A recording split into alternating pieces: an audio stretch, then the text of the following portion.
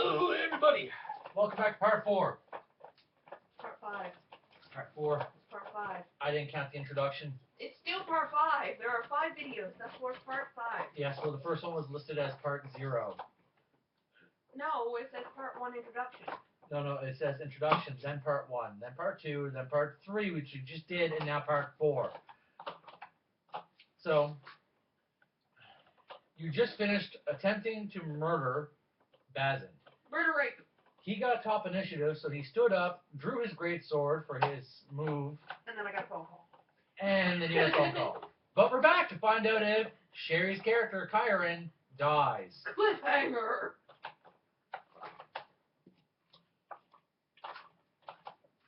So, he's going to attack you.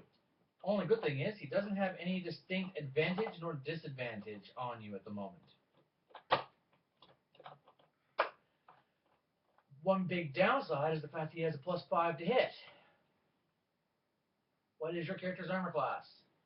I think it's 13. Armored 14. Okay, well, he hits. And he gets to re-roll 1s and 2s. Did you give him a disadvantage for being down? Or No, he stood up. that's right, sorry. Stand up for half of your move, draw the weapon for the other wrist. And used to, where if you're prone, it's pick one or the other. You yeah, can do they both. split it up. You can do both now. You can draw a weapon and stand up, or you can stand up and move 15 feet. So, he's attacking. He hits. He gets to roll damage. He gets to reroll 1s and 2s.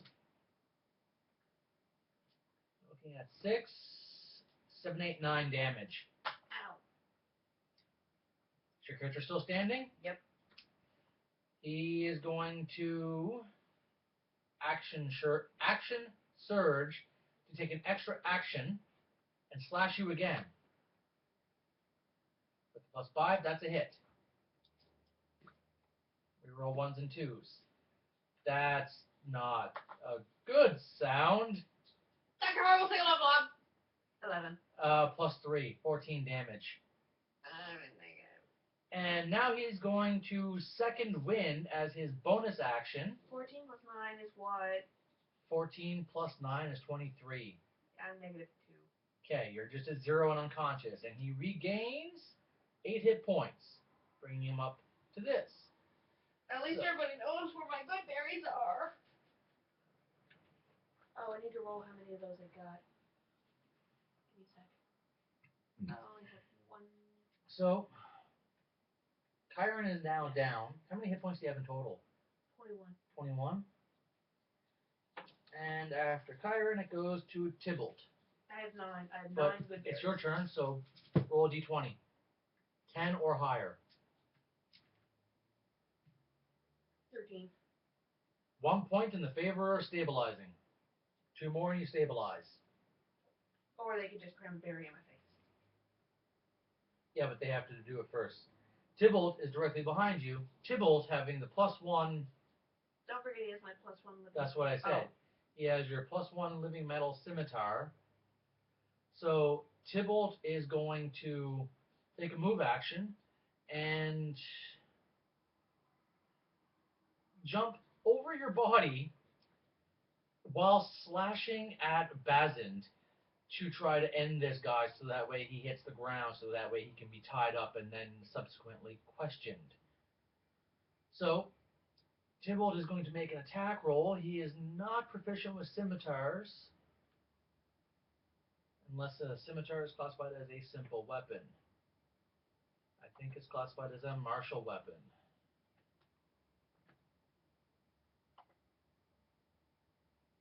It is a martial weapon, so I have a disadvantage on this attack roll.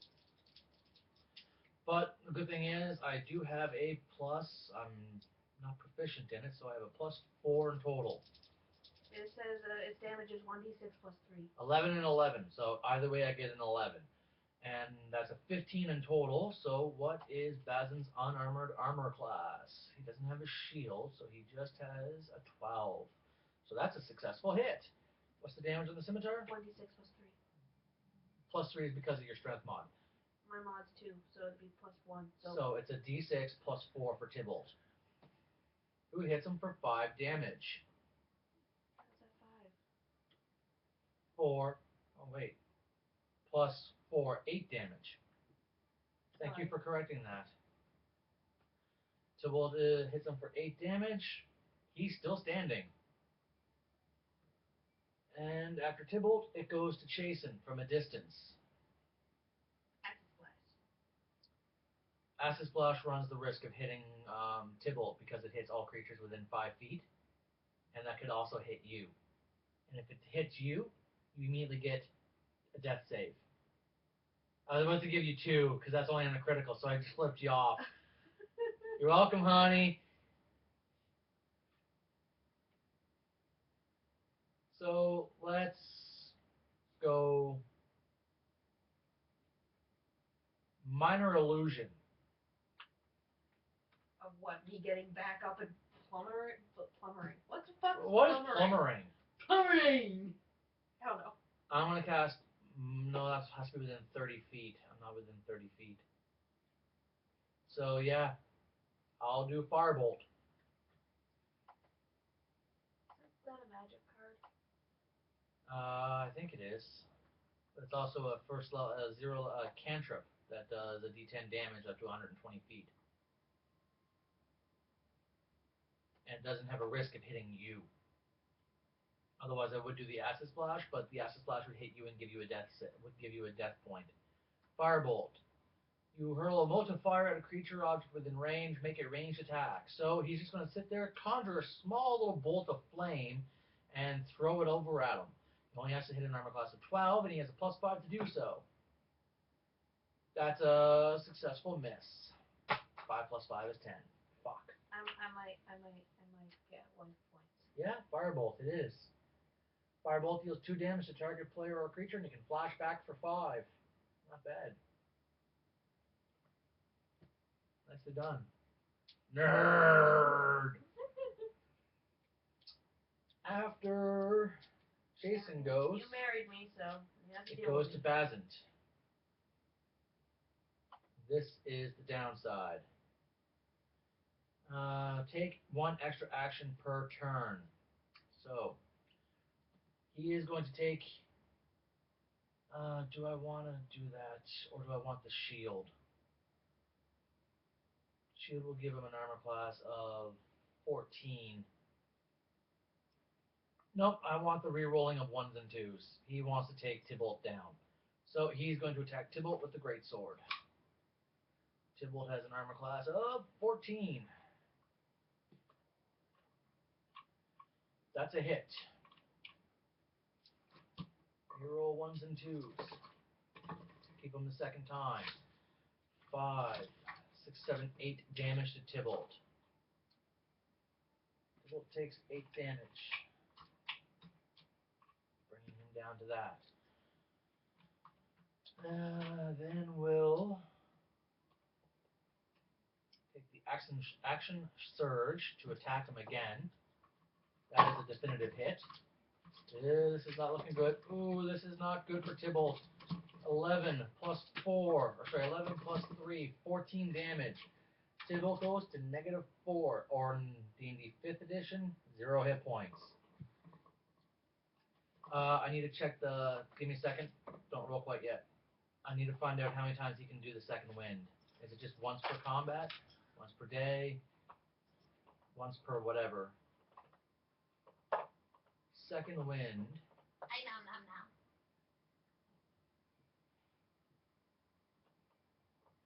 Action surge is done. That's a once per turn. Give him a second attack. Are you chewing? She's chewing. Are you chewing? Chewing all day long. Chewing. On your turn, you can use a bonus action to regain hit points equal to 1d10 plus your fighter level. You must finish a short rest before using it again.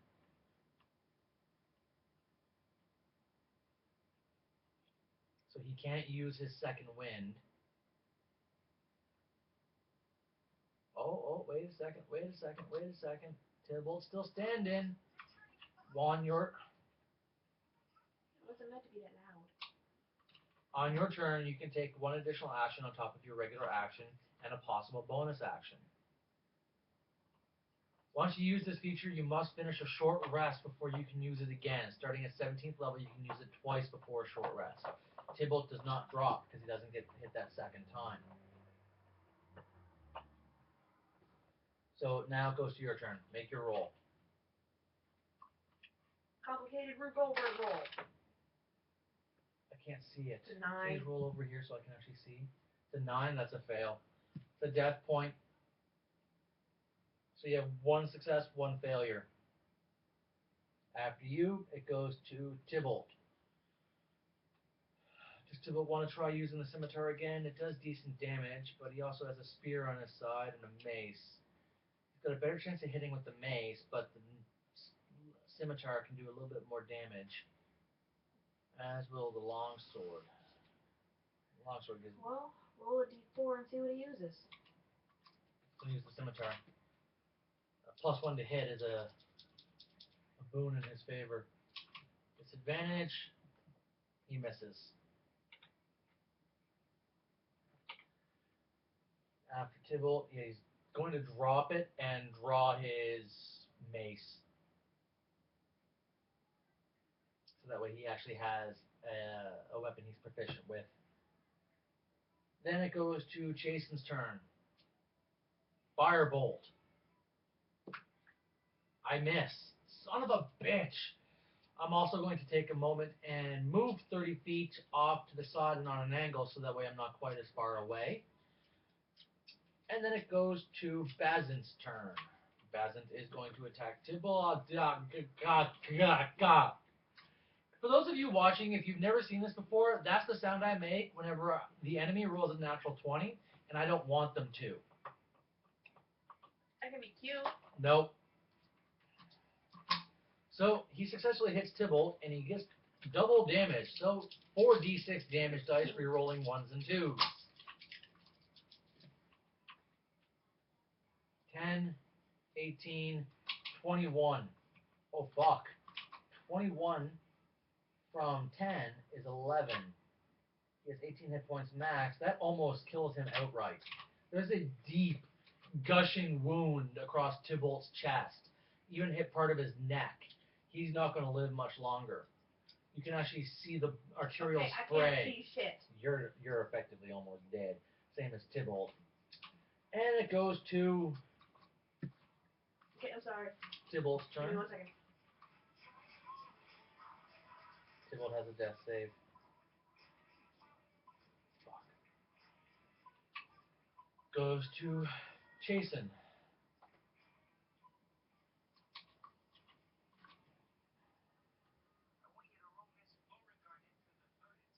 Alright. No more playing around.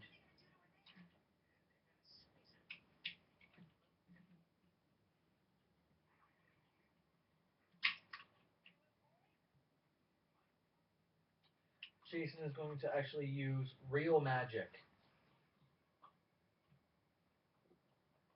Chromatic orb. Necrotic. 17 plus 5. 22. That's a hit. 3d8 damage. 11 damage. I think that's just barely enough. It is just barely enough. He finally hits the ground. And then move in closer. That's all I can do. And it goes to Bazant's turn, who has a life check. Your turn. Make a roll. What is that? 11. I thought that was a 1. 1s count as 2. I That would have know. automatically killed you. A life point for you. You're at 2 life points. Tybalt, 13. He has a life point. Goes to Jason. Bury me! Move over to finish the slight move to Kieran. Get the berry. Dump it in her mouth. His mouth. Or sorry, dump it in his mouth. I keep thinking you're playing a female. You're now stabilized. Am I conscious? Yeah, you're semi-conscious. You're stable. You're not going to die. And after Jason, it goes to Bazant. That's a death. Can I do a cantrip? No, you're You're out of here like, at least I'm alive. You're not able to do anything, at least not quite yet. And then it goes to. I have 1 hit point though. Oh, yeah, that's right. It actually does give you a hit point. That would make you conscious. Spare the dying. Do you have to touch some?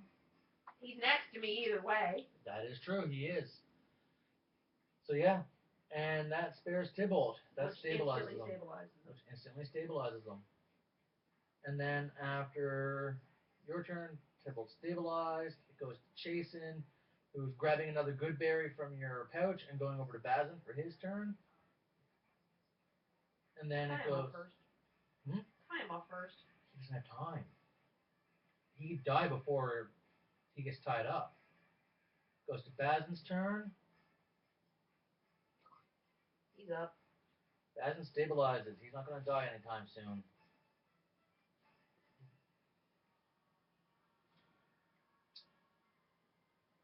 This is the problem.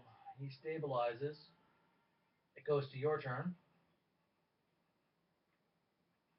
You're at 1 hit point. What are you doing?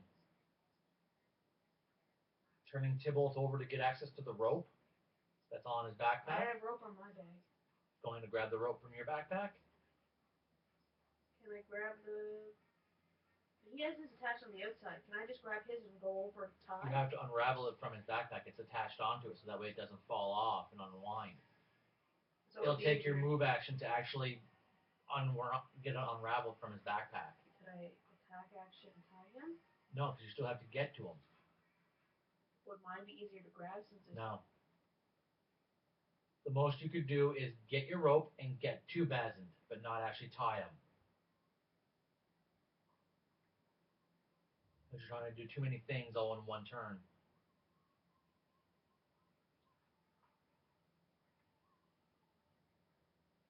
What do you wish to do?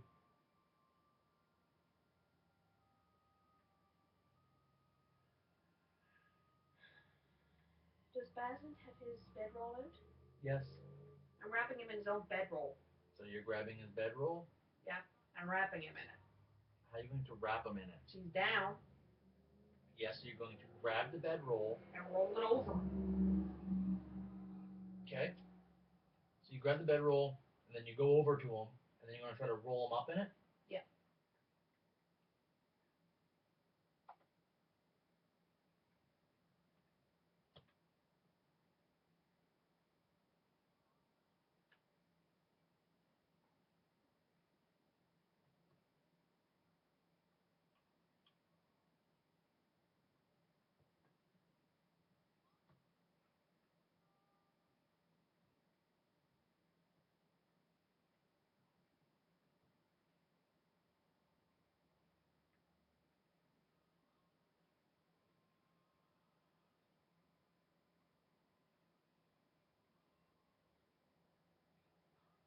Okay, you can easily wrap him up.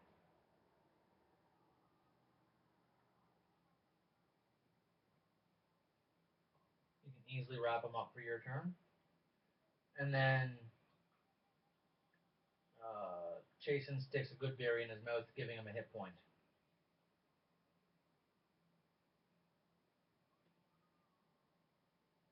Which wakes him up.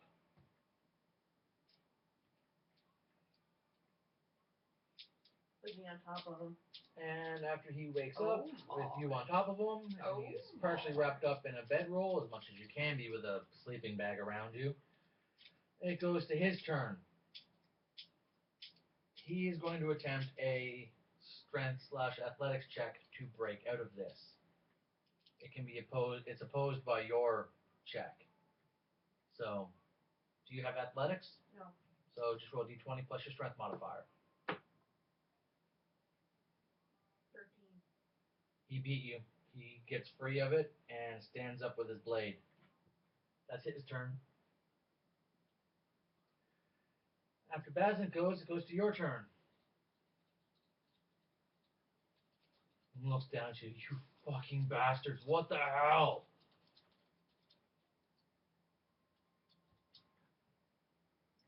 From the wizard, you're not trustworthy.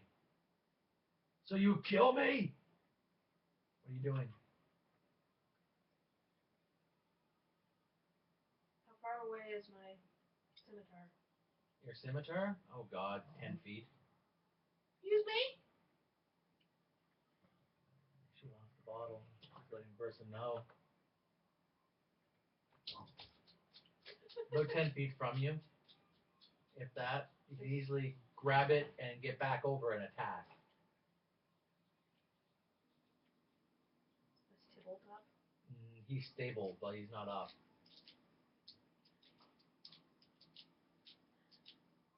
Can I grab it and then cure wounds on Tybalt? Yes. Okay, so grab it a scimitar. And casting Cure Wounds. Yeah. Take off the mana and roll him up. How many hit points he gets back? Do you have it listed on the quick find? How many hit points he gets back? Yeah, it's 1d8 plus mod. I think is it plus mod or plus your druid level? There's plus mod. I'll just double check it because they've changed some things. I know it's a D8 unless you're casting it at a higher level, which you can't at the moment. Contagion. Create. Cure Wounds. Plus your spellcasting ability modifier. Yep, you are right. 10. So Tybalt heals 10 damage.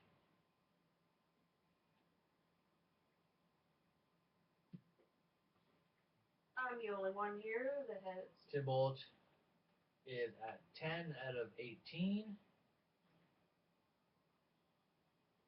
Current hit points that he's taken is 8 points of damage. He's now awake and capable of doing things. So what he's doing is standing up, moving over, and he's attempting a grapple on Bazant. So he's just going to pop up, rush over, and grapple Bazant. The light's so bright in here, it's turning the wall pink. I see that. That's so cool. I wonder why. I don't know. I just noticed it. I was like, why is there pink on the wall? There isn't. Yeah, there's no pink here, people. That's not actually pink. That's how bright our lights are in here. Like, seriously, they're blinding. Strength. So that's 3 versus his. And he doesn't get the grapple check. He misses. And it goes to Chasen's turn. Firebolt. Yes! That's a hit for a D10 damage. For a whopping 1 point of damage. Oh, he's unconscious again. Well, he's back to 0, so he falls down again. Ow. Stabilize him, but don't give him a frickin' berry. That was my bad. I didn't want him dying and you weren't awake. Spare living. Spare the dying, you mean. Meh, whatever. He stabilizes. Tybalt goes over to his, puts his backpack on the ground, grabs the rope, starts to tie him up. Fucking cock-sucking son of a whore. What's the roll for? How good the knots are. Okay. You're good? Not really. I'm grabbing a handful of my berries. 3. I have 4 hit points. Cast a spell on yourself. You'll need it.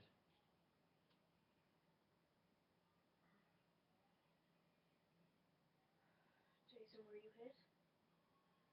I'm fine. I was not injured. Must be nice. What was that about don't use your magic? I wasn't hitting with fireballs. I had no choice. If I had just used my freaking magic in the first place, I wouldn't be wasting 3 spells healing everybody. Yeah, well, live and learn. I'm still new to this. I figured it would be better to try to take him down with cantrips, but I didn't know how much of a pain he'd be. Tybalt finally puts the last little knot in. Well, he's not going anywhere anytime soon. Tybalt goes over, grabs the guy's shield, hucks it over his shoulder. Grab his weapons.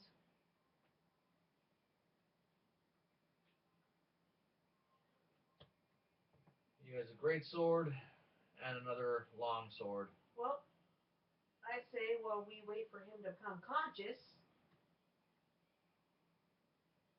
why don't we make a little camp and have some food? We still have our breakfasts left. Sounds good.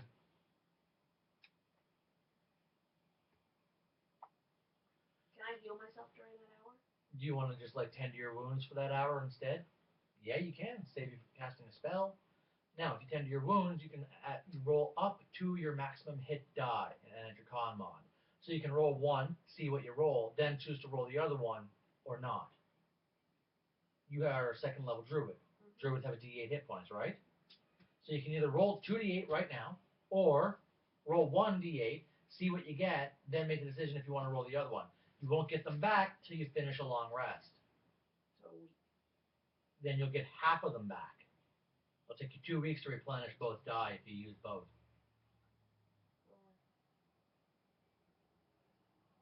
1d8 plus your con mod. 10. Okay, so that brings you up to 14 hit points. Yes. Are you rolling the other one? No. Tybalt is only shy by 8 points.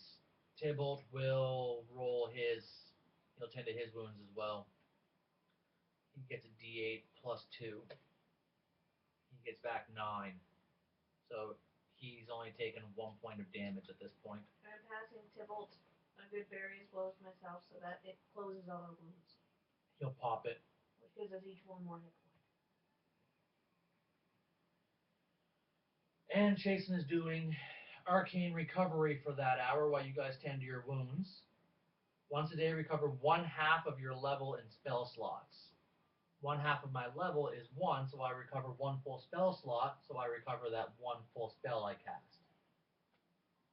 So I get that 2 mana back. It's like it never happened.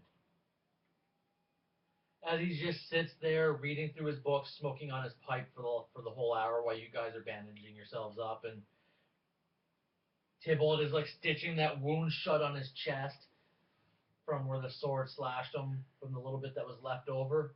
Here, look at the parts where you can't reach. Thanks. My armor's fucked now. Gash like that, this leather armor's going to need to be repaired soon. What's your natural armor? I don't have natural armor. Nothing? Nothing. Us tieflings aren't that much stronger than anybody else. Wonder how long he's going to be out for. Son of a bitch. I don't know, but you have ringmail shirt if you want it. I don't know if you'd be able to cast with it. Depends upon if he's the right size for me. His strength is 17, his con was 17, his strength 17, con 14. So let's just get an average of height and weight. 6'1", 200 pounds. They're about the same build. Yeah, he'd be able to wear the ringmail. Because armors back then always had to be fastened and put in tight by belts and shit. Unless it was custom made. Yeah, I think you're right. Takes the leather armor that he had completely off. Just leaves it off to the wayside. Leave your pants. Just take the shirt. Don't point up your legs. I'm just protected. The ringmail also comes with greaves. Oh, you said shirt. Ringmail is everything. Ringmail armor also comes with greaves. You had only said ringmail shirt the first time. Oh, I thought I said ringmail armor. No, you said ringmail shirt. Ringmail, which gives you an armor class of 14, I do believe. You did say he had greaves and stuff, but I thought they were just hide. And he has also a shield now as well. Your warlock is looking more like a frickin' tank. He's only proficient with light armor, though. Damn it. So what happens if you're not proficient with armor? When you actually put on armor? I'll have to check that in a second, because the armor he likes having the armor. Keep himself protected a little bit. If I wear medium armor, I'm proficient with it. Does that mean I lose any? Do I have a spell check thing? No, if you're proficient with it, you're proficient with it. I'll double check it, but... Because ring mail is medium, right? Ring mail should be medium armor. Because I'm proficient with medium. Ring mail is heavy armor, and it's a 14, and weighs 40 pounds. We could always go back and sell it and get you some more armor. Yeah, I'm sure they would take a trade. And its maximum dex is whatever, so...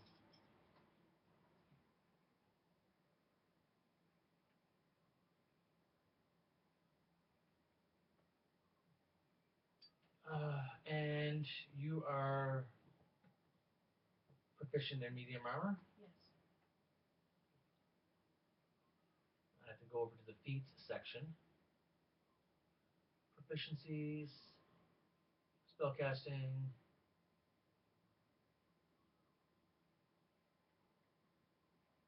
extra attack. Here we go. Charger. And where's heavy armor? Here it is. Heavily armored, proficient with medium armor. You have trained to master the use of heavy armor and gain the following: increase your strength by 1, you gain proficiency in heavy armor, whatever. Alright, so that's not it. There is a feat you can take that allows you to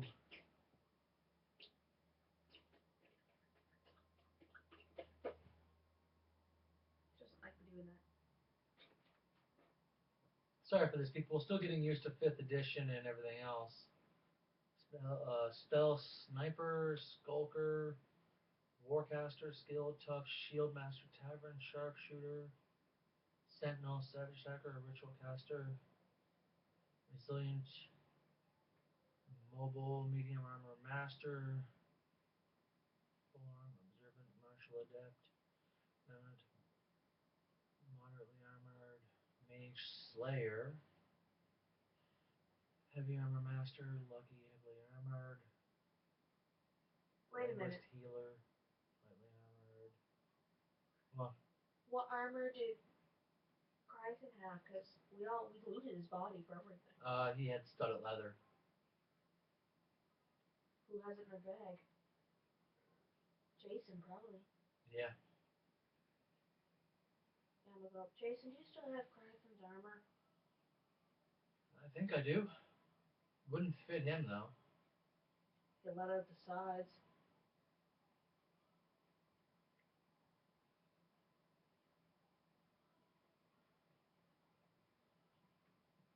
Poorly fitting armor is better than no armor.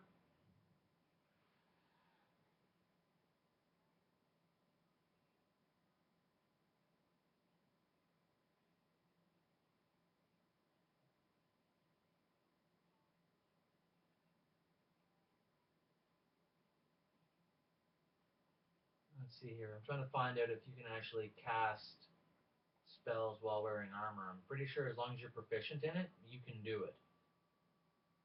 Recuperating, practicing profession, or combat. Cast a spell. Not there. Spellcasting is explained in chapter 10. Casting an armor. Because of the mental focus precision gestures required, you must be proficient with the armor you are wearing to cast a spell. As long as you're proficient in it, you can cast. I know I'm not in frame, but I have to relax my back for a few seconds. I just cramped up. So your character's proficient in medium armor, so you could wear medium armor and still cast spells. So Tybalt would not be able to wear this ring mail and still be able to cast spells, and not being proficient in it. But ringmail's heavy, isn't it? Weighs 40 pounds. No, it's considered heavy. It's considered heavy armor. I would have a disadvantage on everything. Well, if you still have Kryson's armor, why don't we take that? Yeah, that works. He takes it out, and while waiting for Bazin to wake up, starts to let out the studded leather. We still have the sides of his old other stuff. We can kind of put it in. You know what I mean? Yep. So he's just going to let out the armor. I'm gonna help him stitch the armor in on the other side.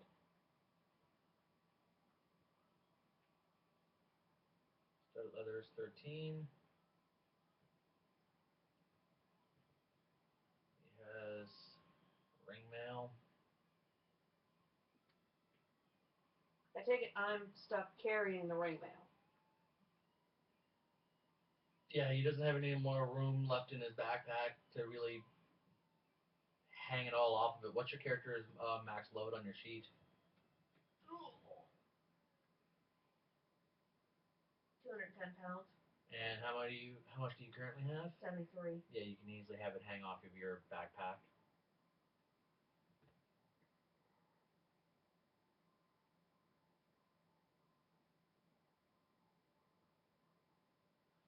So,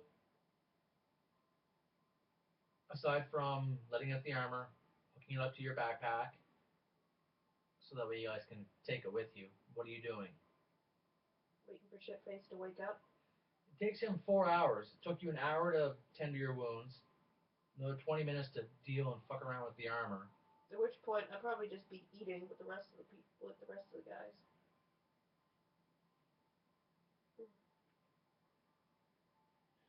Should one of us head back with the ring mail and see if we can get a deal, since it's only a few hours away? When we're done, you hear from Tybalt. It's not that important at the moment. You can suffice with what you have? I can suffice with studded leather. I can make it work. I've made it work so far. I just really like his ringmail armor. I'm not proficient with shields either, so I can't use that. Are you proficient with anything this guy's got? Yeah, I'm good with shields. You can use shields? Yeah. It's a big ass square, kind of rectangular shield. It's a shield.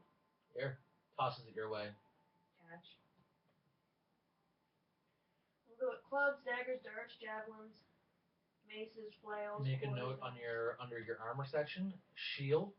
Shield adds, as long as you have it, shield adds 2 to your armor class. And the shield that he had is a kind of like it's a rectangular shield, black in nature. It's a tower shield. It's not a tower shield. Tower shield is like that tall, all the way to the ground. Okay, it's a miniature tower. It's a dwarf's tower shield. It's a dwarvish tower shield, but it's technically just classified as a large steel shield. And it's got arrows or little holes here, so that way at the top, if you need to, you can actually look through it. And they extend all the way around it, so that way, depending upon how you hold the shield, you always have slits you can look through. And it has a embossed etching of a guy holding another shield with a spear on either side of it, just as a design. But it's a nice looking shield. And just write down steel shield. Fancy steel. It is a fancy steel shield. It's a very fancy steel shield. I'm stealing his money. How much money does he have? 2 seconds and I will get you that information. And then divided by 3. Let's see here.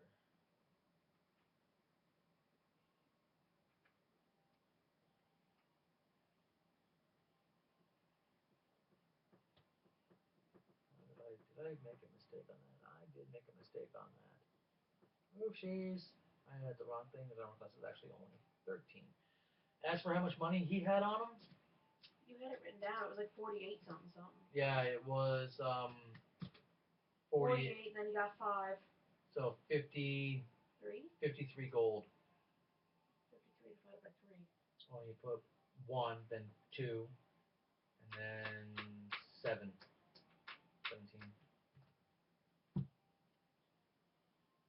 53 divided by 3. 17 and 6 silver. But he only has gold, so there's a gold left over. I'm passing it around. Okay, now who's the poorest? Tybalt gets 17, so 66, and then another 70. I have 73 gold, you hear from Tybalt. I got 66. With that 17, I go up to... If you say 17, I call bullshit. I have 54. 55. Thank you. After about an hour after all of that's done,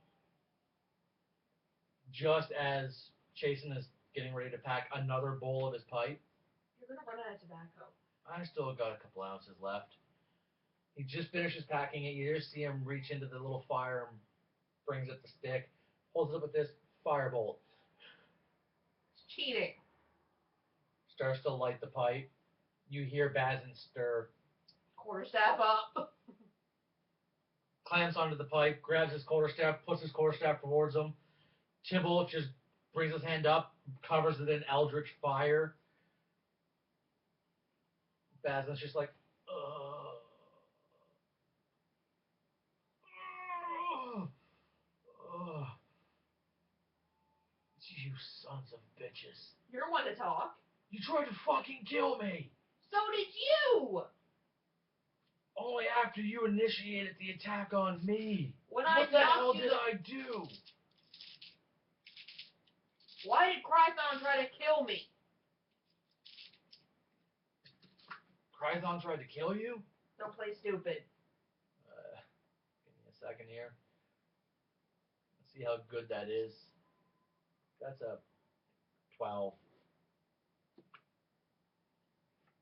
Jason just shakes his head. I had no idea why he would try to kill you. Why did you try to kill me? I'm grabbing my scimitar and I'm putting it in the fire. I'm going to put it to his toe. Want to reiterate?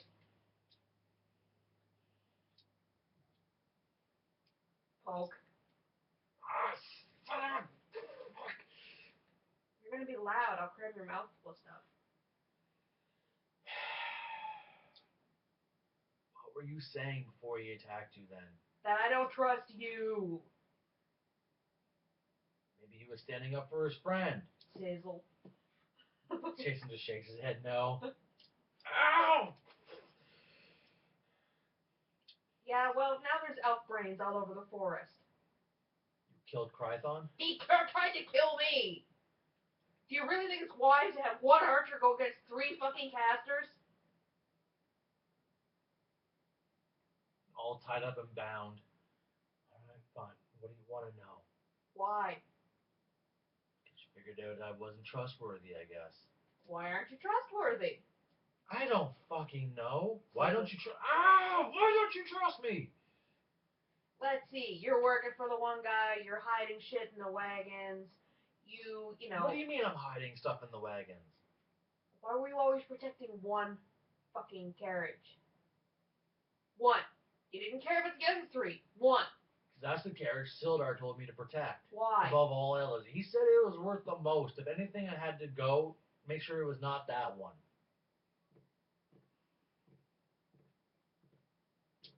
Jason just shakes his head yes. That I believe.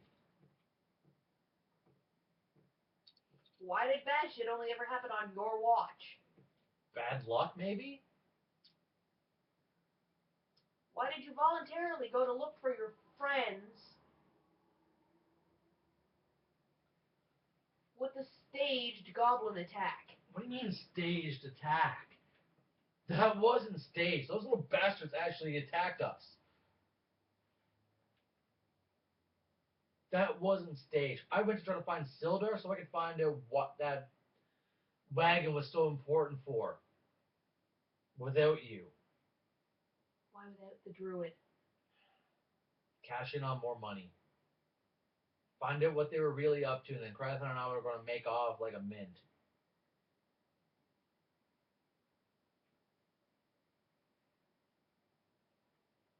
It's the truth. It was just about money. Find Sildar, find out what he was hiding, get it, and then take off. Split it between me and Crython. Something had happened to him. I wanted to find him before you guys were there. That's why I took off without you.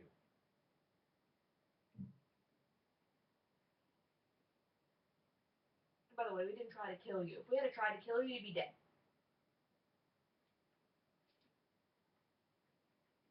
So you'll let me go? Do I look stupid? So what are you going to do? Drag me around here? I can tie you to a tree and make you bleed and wait for the carrion to feast. I answered your questions. I told you what you wanted to know. How do I know you're not going to backstab us? Like you did before. How did I backstab you? The hell did I do to backstab you? Leave the three of us to the wagons? That's not backstabbing. Sure as hell seemed like you only had Krython's back with everything else. Krython's a friend of mine. Yeah, so you two are the only friends, and all three of us don't know each other. And? The only reason you want me is to get through this woods. Easier with a druid. Find Sildar and find out what happened. How about this? We'll split it. Even split. 4 ways. 25% each. Why did the goblins take him? I don't know. That's why I'm trying to find him.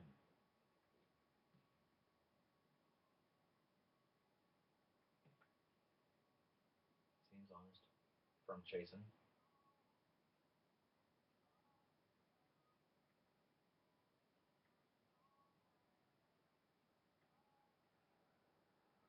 How did you not get snared in the traps in the pitfall? What snare? Probably just got lucky and missed it. Missed both. Either that or the goblins are going up behind him. That's possible. If that was the case, they'd be waiting outside your camp, waiting to ambush you. I don't know. I don't know what to tell you. How about start with the truth? I have told you the truth. Not Really, my fault. it seems You like don't understand. Twice. Your dragon stubbornness is showing through. I have told you the truth. You lied the first 2 times.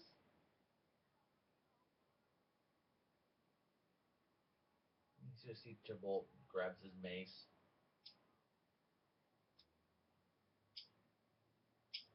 I don't know about you, Tybalt, but I can certainly handle Lung Pig. Tybalt goes over. Crack!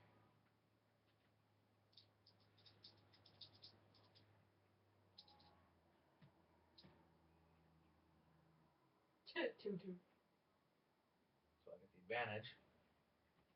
I have with Tybalt, as he takes the mace and he swings for his face, a 5, so that's a 12, and that's a barely hit. Just barely hit. But he doesn't classify as incapacitated, because as he gets hit, you realize he had undid his binds. So I just get the 1d6 plus 3 for 8 damage. Crack! You actually see a couple teeth go flying. His nose is immediately broken. It just starts pouring blood out of it. Blood is pouring out of his mouth from the chipped teeth and the 2 teeth that got knocked loose from the look of it, except one seemed to have went down his throat. As he hits the ground, blood pouring out of his mouth mixed with saliva. Tybalt then just takes the mace and just crashes him on the head 2 more times for good measure. Not a critical hit, but a successful hit. Not a critical hit, but a successful hit. That's 2 immediate death. Each one is doing... That's not enough to kill him outright. That's not enough to kill him outright. As you can actually hear him still gurgling through his own spit and blood as he's struggling to breathe and just gasping for air. I'm looking back at Jason. Wait, do I stabilize him and get more information? I believe everything he said. I think he was just in it for money. Why was he undoing his binds? To escape? Stab one of us? He's a fighter. Wouldn't you do the same thing? Time back up. Spare the dying? Yep, spare the dying.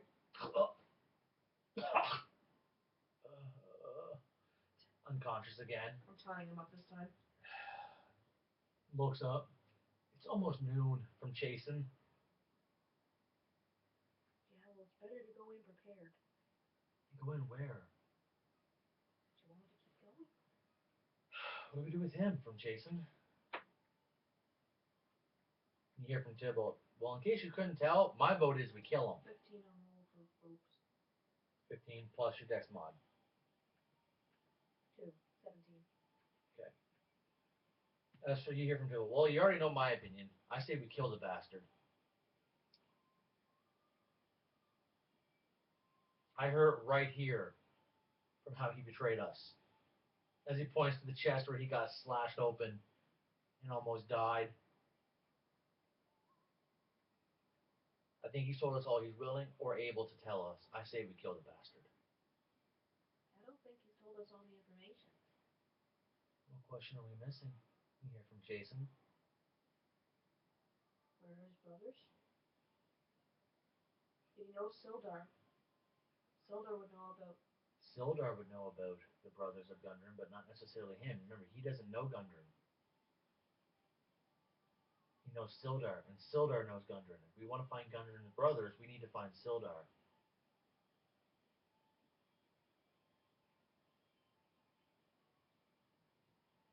Oh, we could always bring him back to the city and leave him for the gang.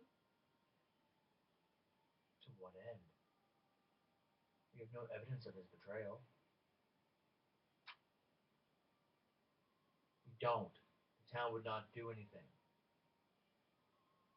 Our choices are simple. Tie him to a tree and gut him, kill him, or let him go. And I am not going to let him go. That's all you hear from Jason. Well, I've already got him tied to the tree. If we gut him and let him slowly die, there's a chance he'll escape or find a way to survive. I'm a wizard. I don't play in possibilities. I'm not going to walk away from a possible loose end. I'm here to kill him. Let me get him back once and see if there's any other information we can get out. A good berry in his mouth then. I don't want to wait another 4 hours. Ugh. Crazy psychopathic tiefling. Thank you. I'm not a tiefling. He's looking past you at Tibble. Thank you. I appreciate the generosity of acknowledging my race. Holds up the mace with his blood still dripping off of it. I think he choked on a tooth. You cut me. Is all you hear from him. Can you turn that down a little? Baz is sitting there going, yeah, well, you tried to fucking kill me. No, we tried to knock you unconscious, and then you cut him and me. What do you want? Information. You've broken my nose, knocked out 3 of my teeth, and I can feel another 2 are chipped. What else do you want to know?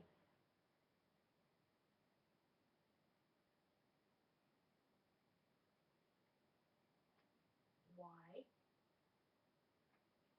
are you going in here? Going in where? Into the woods. Technically, you're not truly in the woods. We're heading towards it.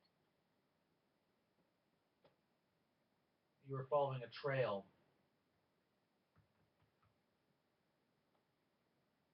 Back towards the main road. Once everything shown in the direction. There's Phandelver. Right here is where you had the horse issue. You're heading this direction.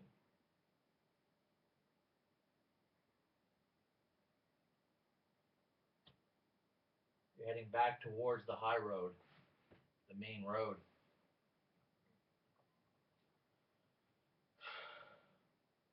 I wanted a druid with me because druids can find their way through trails easier. And you were just going to use me as bait. If needed, yes. So if you're willing to let all of us die, why should we take pity on you and let you go?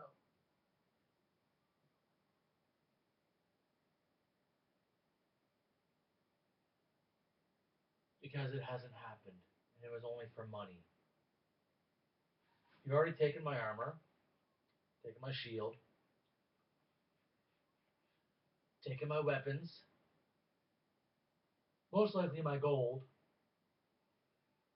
At least you left me my boots. You've taken everything I have. Let me go. Something I can do against you. That's the problem. How many times have you heard Jason say, I can't leave loose ends? I haven't. You wouldn't. If you had to listen to. At all. So How what? much do you know about us from the trip? Young wizard over there that has not seen combat more than, what, twice in his little young life is going to have the balls to kill me? Oh, what, like you with your pathological lying? Because you went traveling with a druid that apparently could change the weather, which doesn't fucking happen. You are a pathological fucking charlatan.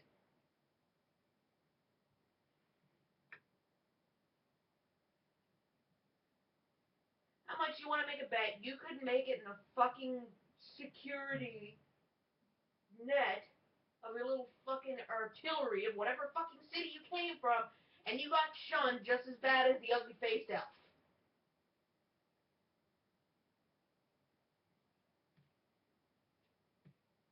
All you hear from Jason is, there you go. You hit a nerve. Did you see the twitch? A little twitch. There's no twitch. You hear from Jason, oh, there was a twitch. You couldn't cut it in the military, so you left. Which probably means his only other friend is not his friend, but the one he's jealous of and wants vengeance on, because how much do you want to make a bet? Sildar is the reason he didn't fucking make it. Possible. Is that why? You want to go back and rape Sildar's corpse and steal his shit to get vengeance for the spot he took from you? Sildar is a friend of mine. That actually seems true. At least to me, you hear from Jason. So you're telling me that your friend would send you on a wild goose chase like this? What wild goose chase? What are you talking about? Escort wagon. Make sure the wagon I was told to protect makes it at all costs, because there's something important in there. Then you bail on wagon you've been told to make sure makes it at all costs. To go find him, to go find out what was so important so I could take it and sell it for money. Yes. You're on. Okay, that doesn't make sense, because if you had went and got to him, that doesn't make any fucking sense, because by the time you would have found out what it is, we would have already made it back and the shit would have been gone. And then I could have easily acquired it and then got away with all that money that it was worth. Obviously, it was something small, one thing in particular. What is it then?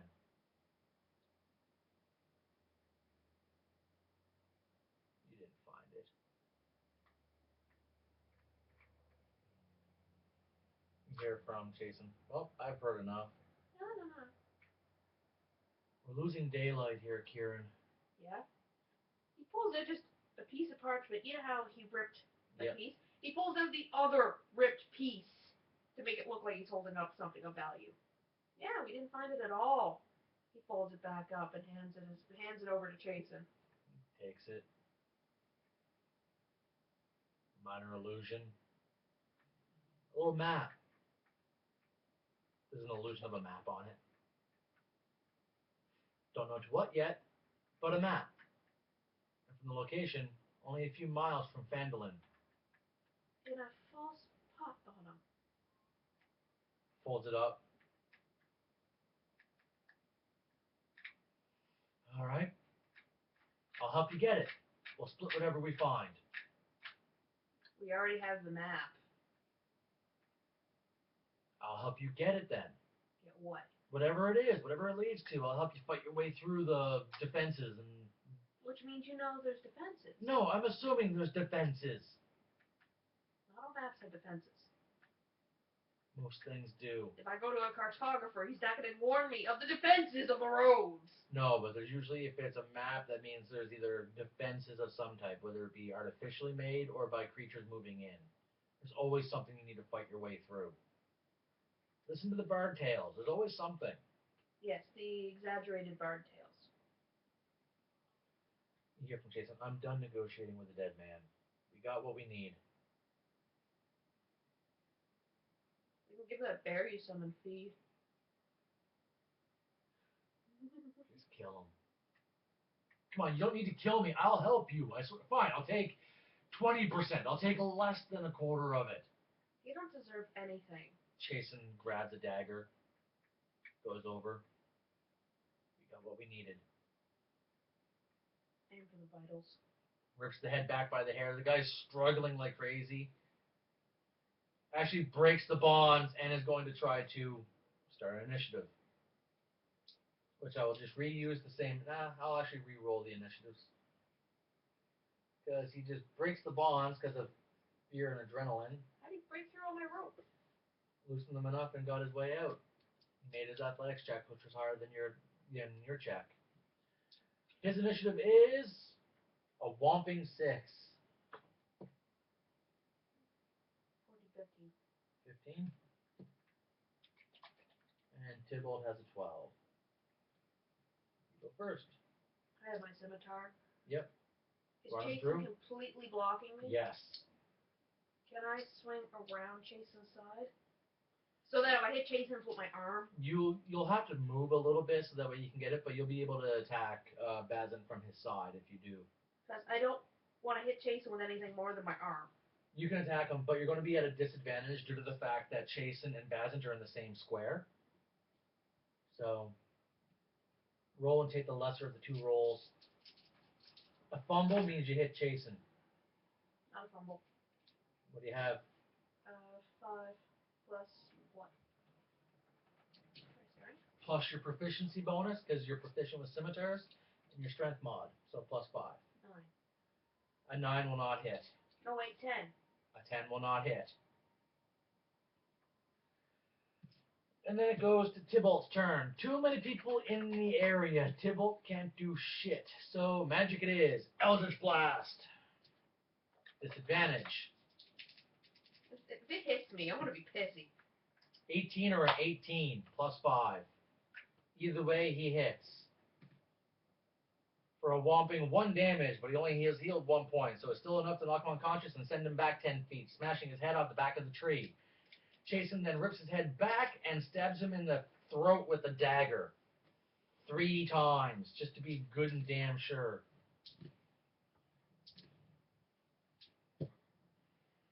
After the third one, you no longer hear him gurgling and struggling to breathe. It looks like he finally severed the actual bone.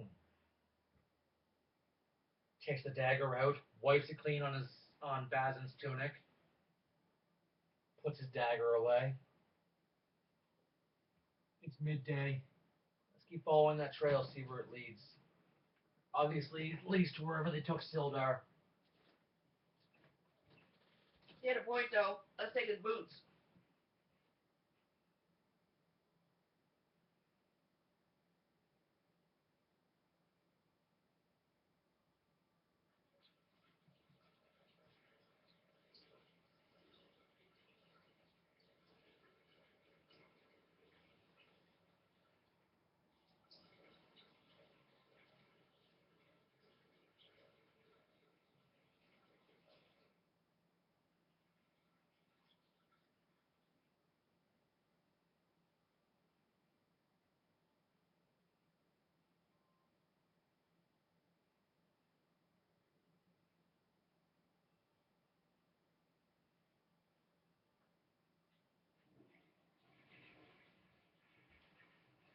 Do you continue to follow the trail?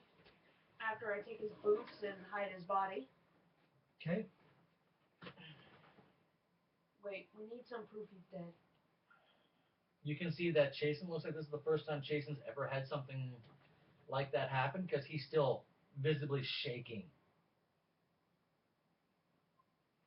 as he's going off to the side and getting everything ready to pick up and move again. Coming up behind him and doing this. Never, ever, I've never done that before. For what, kill somebody? Yeah, never. I don't count goblins, they're not people. And I did it with magic, not... As he wipes the blood off his hands, on his pants, and I'm handing him a water skin. cleans his hands. No, it's not for cleaning. Takes a big drink of the rum. I'm gonna get used to it, but just first time is... Unnerving. Yeah. but I can't leave a loose end. It'll always hurt you. It'll always come back. And at the worst time. Never leave a loose end. Never leave a loose What end. does he have in his backpack? Standard stuff. A couple days of rations, clothing, pots, pans, Anything useful? whetstone. Grab Tosses it over a Tybalt. Grab the whetstone. Torches. Grab his water skin. Grab his torches. Tybalt packs up his backpack with it all.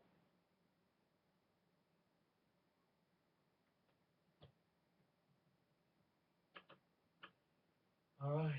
You hear from Tybalt. We need some way of proving that we have. Why do we need proof? For Sildar. If they're in it together, if he knows we can take down his friend. Bargaining chip. We have his shield and armor. What color hair does he have? Nice light brown. Nabbing a bit of it. Okay. Pulling it up in some of the rope that has his blood on it. Tybalt takes his rope back. Took my rope back. All right.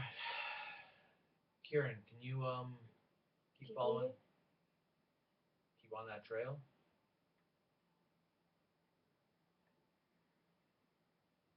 Second.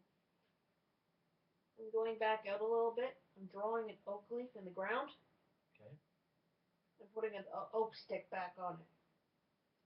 Just in case, for whatever reason, my friend decides to come, figures that it's too much time, sees the path, and follows it.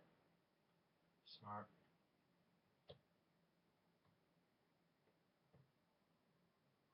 Because if he gets an itch for adventure before he said he was going to leave, he might head to Phandelver, especially if he gets a lift via horse or something.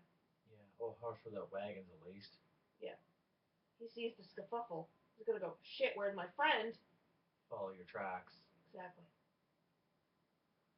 Smart. All right, let's keep going then. You follow the tracks. It's not hard, especially for a druid. You can easily follow these tracks. They weren't trying to make any headway to specifically hide them. Mm-hmm. And eventually you can find what looks like a small stream, and the tracks follow the stream. To that end, the tracks eventually, following the stream, come around to what you can see as the mouth of a cave. Is it a clean stream? From the looks of it, it is. It's a shallow stream that comes from the mouth of the cave, which is partially covered by what looks like a dense briar patch of thickets. You see, as soon as it switches from normal thickets and normal brush to that briar patch, you see the wizard, his eyes go wide. You see him go over to the ground by the stream, and you see him start digging with his knife. You see him stop digging with the knife, goes over to Tybalt, grabs the shovel that Tybalt keeps on his backpack, goes over and starts digging out of the stream, exposing one of the roots. Are you seriously trying to make a pipe? This is briar wood. Yeah. Briar wood is the best wood for pipes. Yeah. Here, I'll come help you. I just need a hunk of it, like this big. That's easy. And you being a druid, you can show me the best part to take where I'm not going to damage the thicket. Considering it, do you mind if it's bogged? I don't care. I just want briar wood. A pipe of briar wood is a gold. Just for one pipe is minimum 1 gold. I'm gonna grab my scimitar, hack, chip, hack, chip, pull. With your passive knowledge nature, you're fine at picking a good spot for it. You want another one? Yeah, if it's safe to take another one. Oh, Puts yeah. it in his backpack. These things are not considered good. They're considered amazing for pipes. These are the things that we tend to cut down and burn. Save me some. These Wizards pay money for this. druids burn this stuff because it burns for a long time. Wizards paid gold for this. See how it's blocking the stream? Yeah. It has a bad habit of doing that, and it'll catch dead animals and putrefy the water. Really? If you guys have any back at your grove, I'll gladly buy them off you. There's tons. I'll buy them off you because this stuff is worth money, and I definitely like having a couple pieces. So if you can grab me another couple, that'd be great. You have a pitchfork. Come here. I don't have the pitchfork. I didn't take the damn thing. I have a shovel, as you already have it. As he walks over, Pull the dirt there. I'm gonna hack. starts to haul some of the dirt out, and you guys get a surprise round on you. So they basically get a free attack. Two things are happening. One, you guys are about down here somewhere on the stream, on the map. You'd be down about here. Okay? What you did not notice is from over here, something is being tossed at you. Considering it's only two of them, which one of you guys is not getting something? Jason's not getting something tossed at him. Oh, for fuck's sake! Sorry, but you're getting shot with a short bow, as is Tybalt. So Tybalt and you each have +4 to attack. You're unaware of their presence, so I will give them the advantage for that. You get shot, and Tybalt does not. Wait, my steel shield is... Not actively being used. You got me by 1 fucking point. 15 + 4 is 19. What's your armor class? 14. There you go. You by more than that. And you take 7 damage. Oh, for fuck's sake. As you get shot with a short bow. Now I'm cranky. You turn around and you see 2 goblins have crossed the stream, and you can see the water still dripping off their feet and legs with mangled and tattered remnants of armor. At one point it would have been leather armor. Now it's just like a mash of leather from different pieces that have all been stitched together. And just as you spot them, as fast as you spot them, they hide. So you can make a perception check to see if you can spot where they hide before we roll initiative. How do I do that? Do you have the skill called perception? No, but I have... Then you just roll d20 plus your wisdom modifier. I have that as a proficiency. Does that do anything? No, because you're not making a wisdom save. You're making a perception check.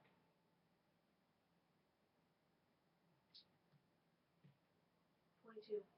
22. And it seems like you and your allies can each spot where the 2 goblins ran and hid to. So you guys can make your initiative checks. Well, I'm going last. 6.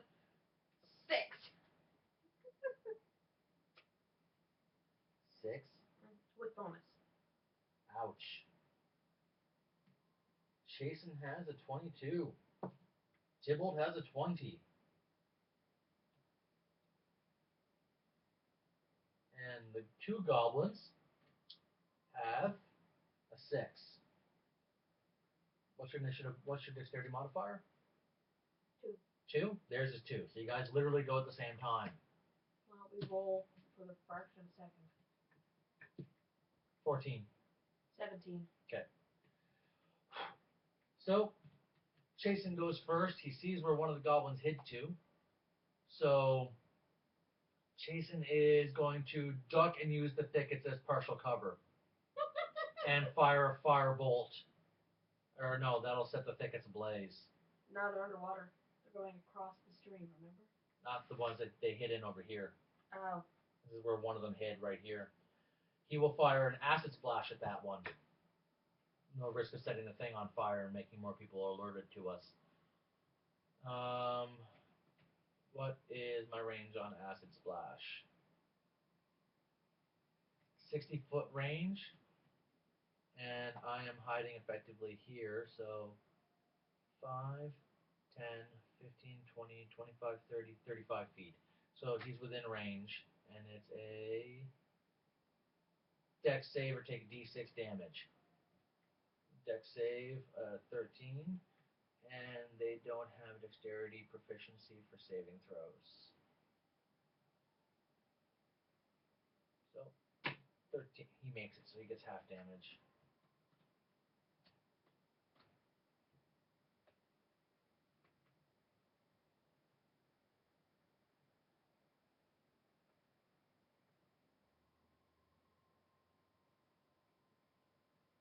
So that goblin suffers 1 measly fucking damage.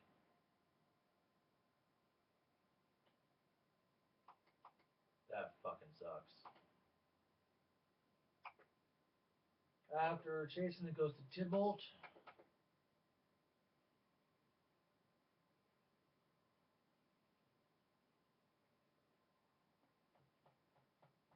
How many hit points do these goblins have?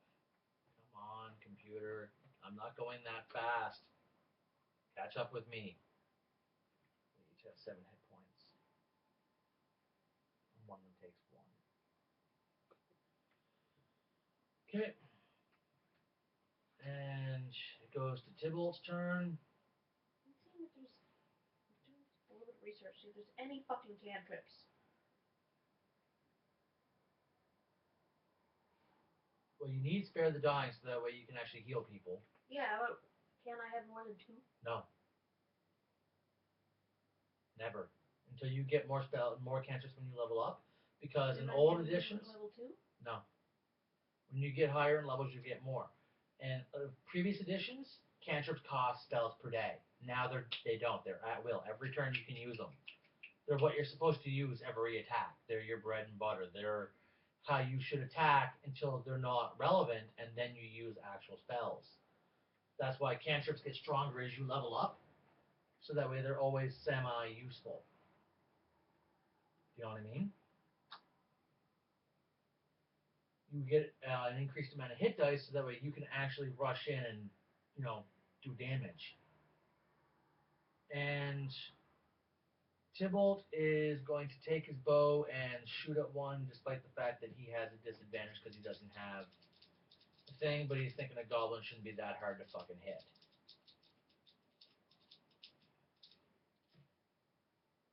And he misses with the bow shot.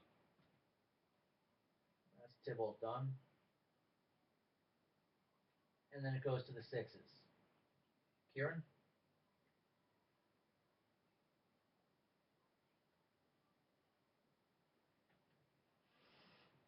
There's nothing I can do. You can grab your weapon, get into melee combat range, and attack one of them. I'm really fucking hurt. How many hit points do you have left? Half. Not even. I have 8 left. You could hide in some of the brush and such. Get cover. That's what I'm gonna have to do. Yeah, I'm hiding. You're hiding? Mm-hmm. Okay. The other goblin is going to take a shot. Who's not getting shot at? You are not getting shot at.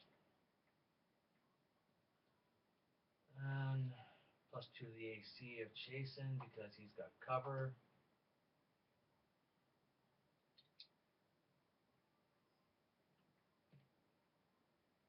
His bowstring snaps. Fumble. And the other one is shooting at Tybalt. 14, I believe that does hit Tybalt. Tybalt has an armor class of 13 at the moment, so that does hit Tybalt. Tybalt gets hit for 3 whomping damage. And then it goes to Chasen's turn.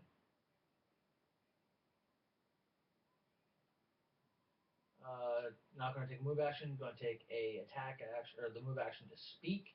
Jason's going to look over at you and go, "Should we risk fire?"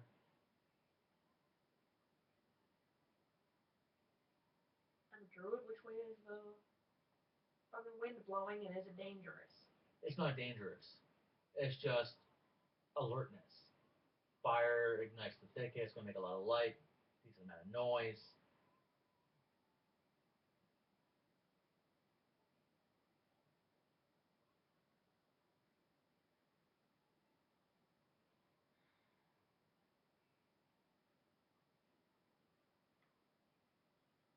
That's a splash it is. Did you pick my cantrips? Yes. Because I gave you one that lets you heal. What's the other one called? Light. So that way you always have the ability to see things. I can let you switch that out if you want. Do you want one that does damage? Yeah, I found one here. What does it say? Poison spray. It's on the wiki. I don't know if it's Basic Rules version 2. Wizards of the Coast. I have no idea what that is. It says Player's Handbook and Player's D&D Basic Rules. Druid. Extend your hand towards a creature you see within range. Project a puff of noxious gas from your palm. Poison spray. Give me a second and I'll flip over to it, okay? 10 feet. I figured you'd want light so that way you have the ability to actually see things. I can make fire for that. Torches. You told me to pick them, so I picked them. But if you really don't want it, I'm not going to make you keep it. Just everybody else has something they can attack with for a cantrip. I'm sitting there going, I have a light. Range is 10 feet, so you'd have to get within 10 feet of one of them. Yeah, I'm seeing what else. And the only other one I see is Shillelagh, but it doesn't do as much damage. let's check the Book of Lost Spells. Drench, Days Animal, Alter Fire. Nope, no, it doesn't have it. Let's check the Complete Tome of Spells. Allergy Field, Blood Bridge, Call Upon Faith, Derson's Cooling Breeze, Death Prayer, Disarm. Eric's Quills could be one. Hailstone. Hailstone, Eric's Quills. Can you remember those? Repeat them one more time. Eric's Quills and Hailstone. The only other one that, no, the rest of those would not be damage based. They'd be other things. So, Eric's Quills.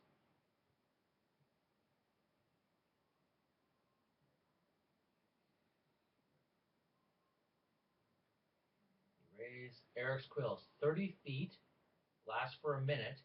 You conjure 2d4 quills with unerringly strike one or two chosen targets within range. Even getting between thick stone. Each does 1 point of damage, so it basically does 2d4 points of damage. For each of 3 rounds that remains in the wound. They can take a bonus action to yank a quill out, doing 1 less damage. And every time when you hit certain levels, it increases. So it does 2d4 quills. Is how many you create. Each does a damage for each of 3 rounds. So it's 2d4 damage a round for 3 rounds. Poison spray. And Hailstone. It's instantaneous and it does 1d12. You have to be within 10 feet. It's pretty close. Yeah, that's very, very close. This is 30-foot range. Toward your creature you see within range. No, it's 10 feet. Yeah, I know, but I'm just reading. You extend your hand towards a creature you can see within range. Yeah, so a creature within 10 feet. Yeah, but that's how big an area it is. 1 creature. Hailstone is 10-foot range. 1d8 bludgeoning damage and stun for a round. And then there's Shillelagh. 1 minute. You have to get in melee combat range. Because you create a Shillelagh out of nothing. If you want a ranged one, the best one? Poison spray? No. That's 10 feet. That's not range. It's Eric's Quills. It's 30 feet. And it's 2d4 damage, 2d4 damage, 2d4 damage. It's 2d4 damage a round. So if you roll 7, that's 7, 14, 21 damage. And the most they can do is take away 2. If you're looking for damage with range, Eric's Quills is it. Can I spell that? ERIK, apostrophe S, and then Quills, Quills. It's from CTOS, Complete Tome of Spells.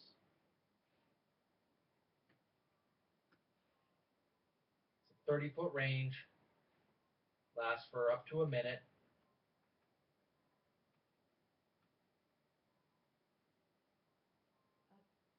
Two targets.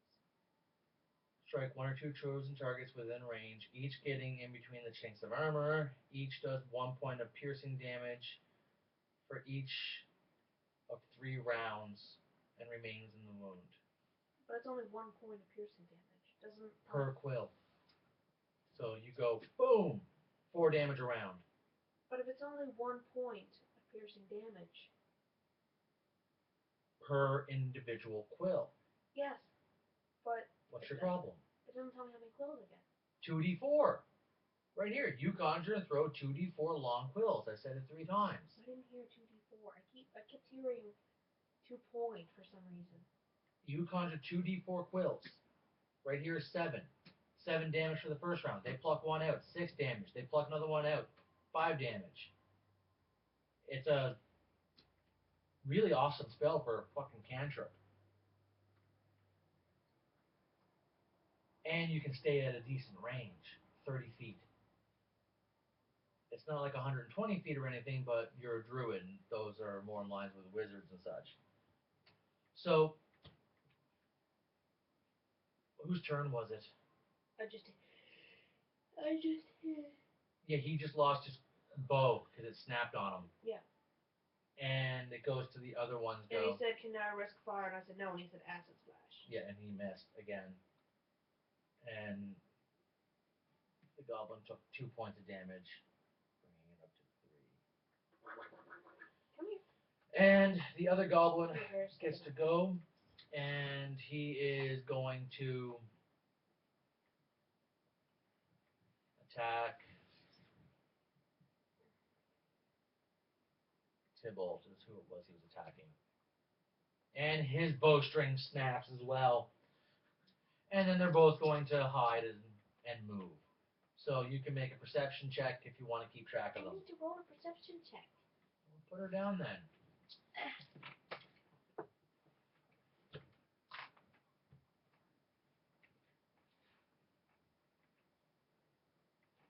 And that's this Wisdom.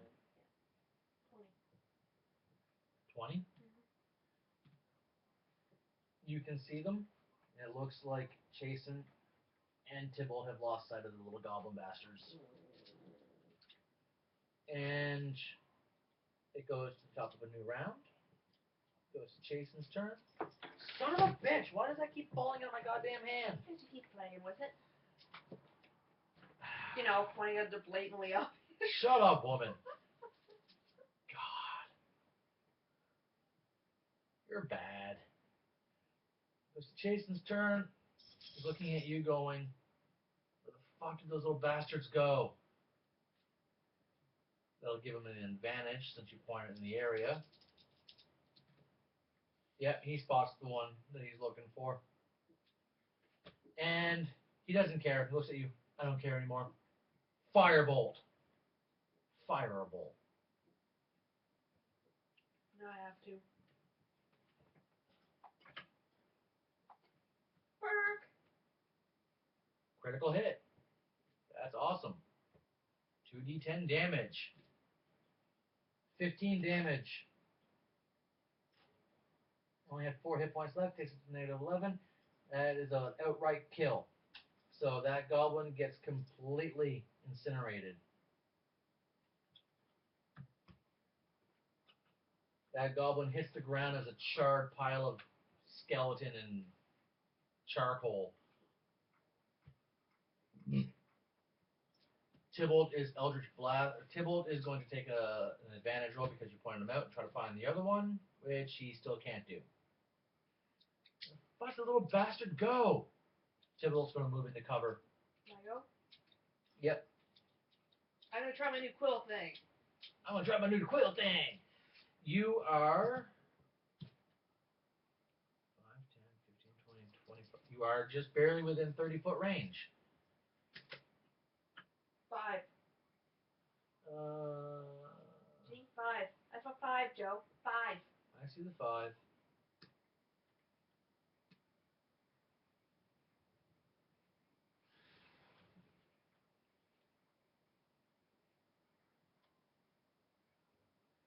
So it takes 5 damage.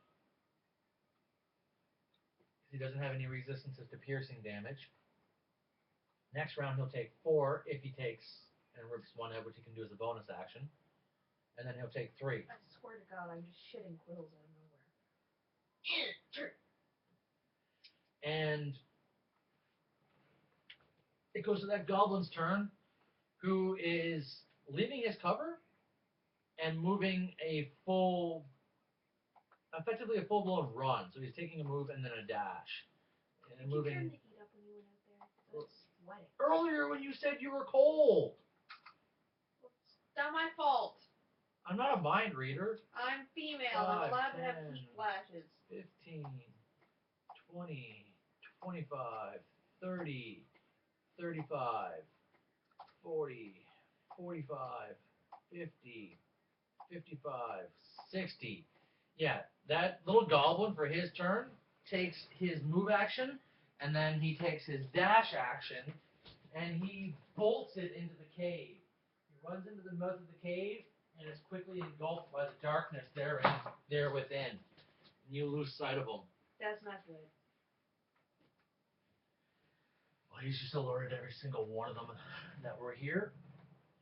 If he doesn't die before he reaches that distance. So that's his turn. Goes to you guys. This is your last chance to do anything before the combat's officially over. Jason can't do anything. How bad do we want to stop this fucker? He's already out of your range. Not out of my range. Stop him. Entangle. What's the range on it? 90 feet. Okay, but where is he? In the cave. Where in the cave? Square. It's a 20-foot square. Where in the cave? Entangle into the darkness. Where in the darkness?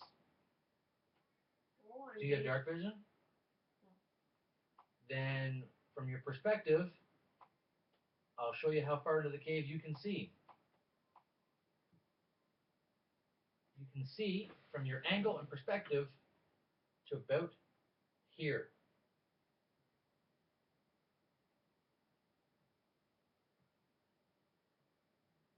Then I'm going to put it in just beyond where I can see. So the square above this one. Where it starts. So it starts here. And it's a 20-foot square? Yep. So, 20-foot square. So I figure if he went, because I can't see him anymore, right? 20, 5, 10, 15, 20. You can't see him. So I figure if I extend it. Subtract your mana for it, and you'll find out later if you actually nabbed him or not.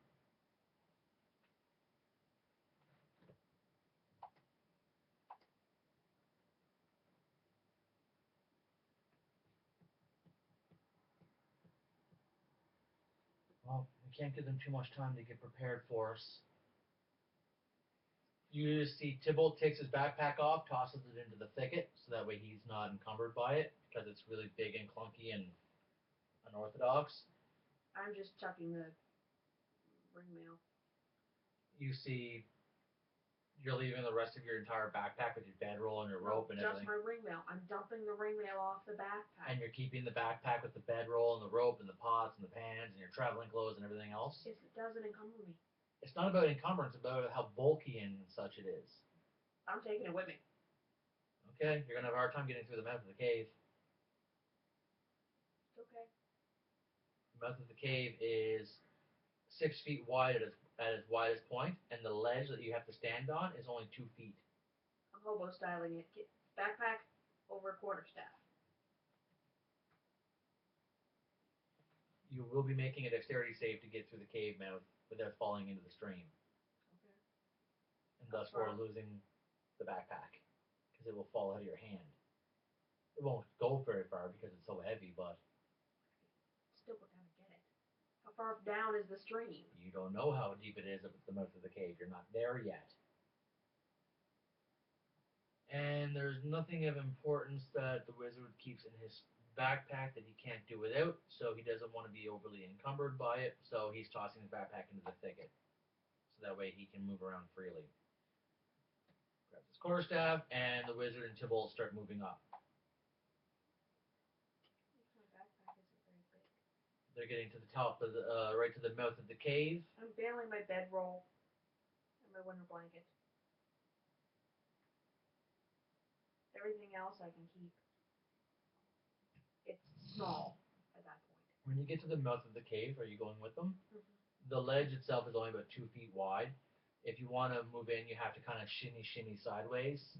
Because you want to keep your backpack with you, you are going to need to make a dexterity save to do that. But when you're at the mouth of the cave, you do hear something very distinct. The sounds of multiple big dogs growling and snarling like they're annoyed and upset. You also see that because your vision is not like completely horrible, the stream widens a bit, thins out a bit. You can see your entangle. Did I 10, catch 15, the poor 20. doggies? You did not catch the poor doggies that you can see, nor did you catch the goblin. But what you do see is, I'm zooming in a bit, you're here. Mm-hmm. The entangle starts here, and there's a set of stairs that you can peer around and see this. And as I said, the stream widens and then thins out a bit and goes all the way up to here. And 5, 10, 15, 20, you can almost see the end of your entangle. But you do see how the kind of sidewalk takes a veer to the right when you get up higher. But directly around the cave mouth, to your right, is a set of stairs leading up onto another area. And it's in this area that you hear the dogs growling and snarling like they're being protective and warning.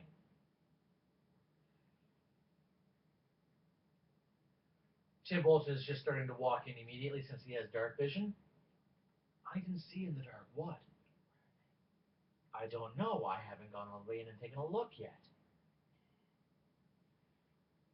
And we can't have too long to prepare. If I wild shape, well, first off, my shit comes with me, right? If you wanted to. And second off, if I turn into a dog, I can make out what dogs are saying. No. That's fucking retarded. You don't gain the speech pattern of it. You don't even in D&D 3.0. You need to speak with animal for that. You're just taking its form.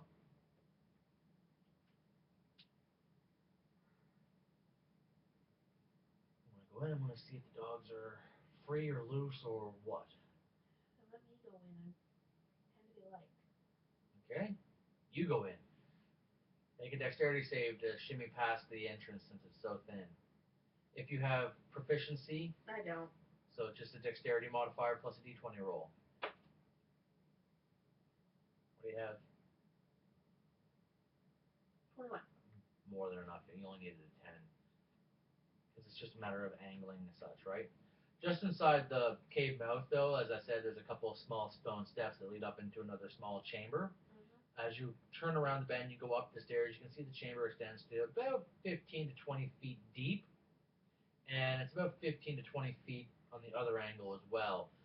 You do notice a few things all simultaneously inside this nice, dank room. Is on the east side of the chamber, you can see what looks like a partially collapsed fissure or passage on the far eastern wall. Um, from what it looks like, it's part of an old passage kind of caved in and collapsed in on itself. But the stench of urine and fecal matter is overpowering in here, but it's old.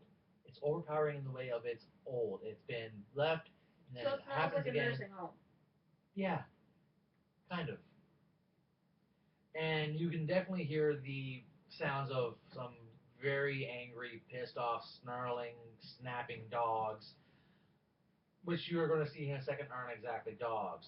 But you also hear, now that you're actually in the room, chains behind those dogs, which will make sense here in a second. Is it a three-headed dog? No. What you see, three giant, snarling, monstrous-looking wolves are chained to the wall, snarling and snapping at you. And what it looks like is the chains lead to an iron rod that's driven right into the base of a stalagmite, right here. Stalagmites go up. No, those are stalactites. So stalactites come down. Stalagmites go up. Stalagmite. Might reach the top. Tight holds on. Yes. From the stalagmite is on the ground going up, and the That's what I chains are said. bedded It in. goes up, and you Yeah. said no, it goes down. I thought you meant it went from up down. Don't listen. Confused. So that's what you see there. The fact that they're anchored in means it's pretty much not going to be a problem if you want to get around them because they don't look like they're going to be able to break the chain immediately. But you can make a nature check for me so you can see what type of dogs these actually are. Why is it like vampiric dire wolves or something? Just stupid like that. 21. Well, you're very close. It's not a vampiric dire wolf, but it is three wargs. Oh God, those again! Every time! Yes, there's a reason. Goblins like wargs. These things are large. These things are the size of a fucking horse almost.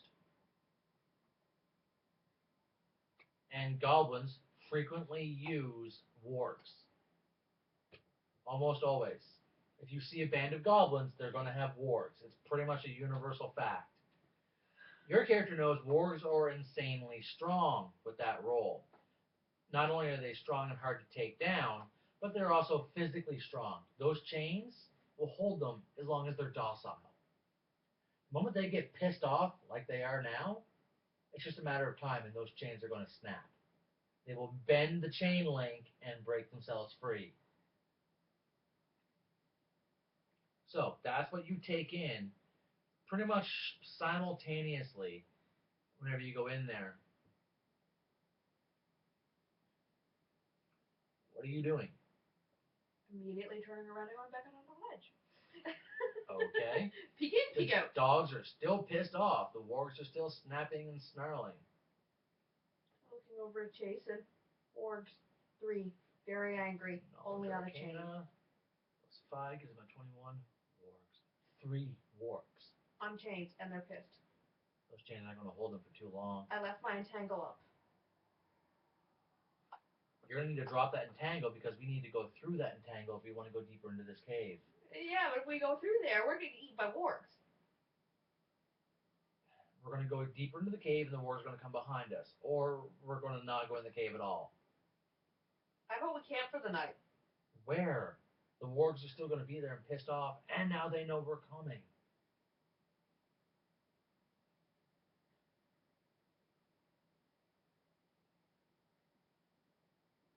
Oh, there's wargs. Congratulations. What do we do with the wargs? Should I waste my breath weapon? You're the druid. Okay, there's a difference between wargs and normal animals. Yeah. Wargs are highly dangerous. And don't fucking listen. To anything. They barely even listen to their masters, the goblins. I would not say it's a bad idea. I would not say it's a bad idea. If you want to do it, I'm behind you on it. How dangerous are wargs? You hear from Tybalt. Think what would happen if a rabid dire wolf had sex and had babies with a Clydesdale.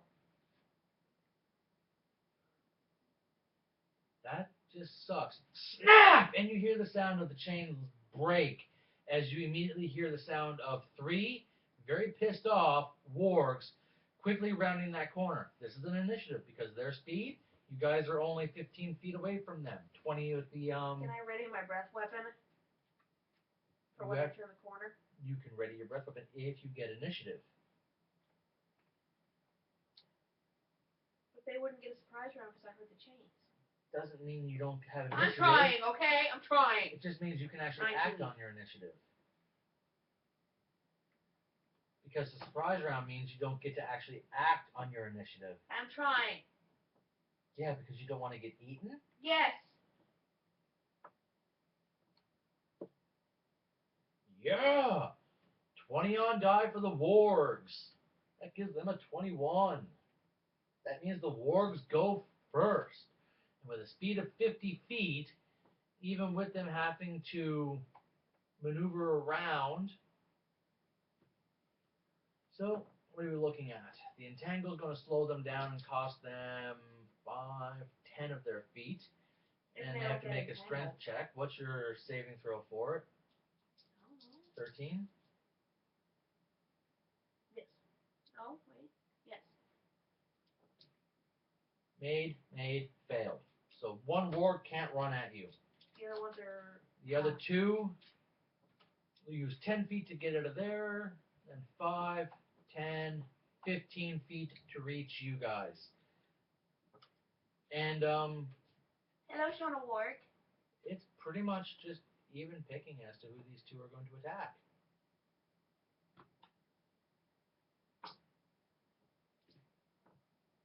Okay, I'm gonna dive off a cliff before being eaten by a ward. You don't need to worry about it. Both of them are attacking Tybalt. Oh, for fuck's sakes! Poor Tybalt! 6 and a 6. They're both targeting him. That fucking sucks. Let's see here. +5 to hit with their bite. If the target is a creature, must make a 13 strength save or be knocked prone. Tybalt's armor class is a fucking 13. That one misses. That one hits. One hits him. Tybalt makes a strength check. Easily makes a strength check. And Tybalt takes 2d6 plus... Oh my god, that's a lot of damage. 9, 10, 11, 12 damage to Tybalt. Is he unconscious? He has 3 hit points left. 3 hit points left. And he also has Hellish Rebuke, which he is casting. Because he does not want to die by being eaten by a whole bunch of fucking rabid dogs from hell. It's not rebuke, it's rebuke. Rebuke. Rebuke. Rebuke. Rebuke. Rebuke. Do you want me to make my computer pronounce it? Your computer's better pronouncing things than I am. Hellish Rebuke. Massachusetts. Massachusetts. There we go.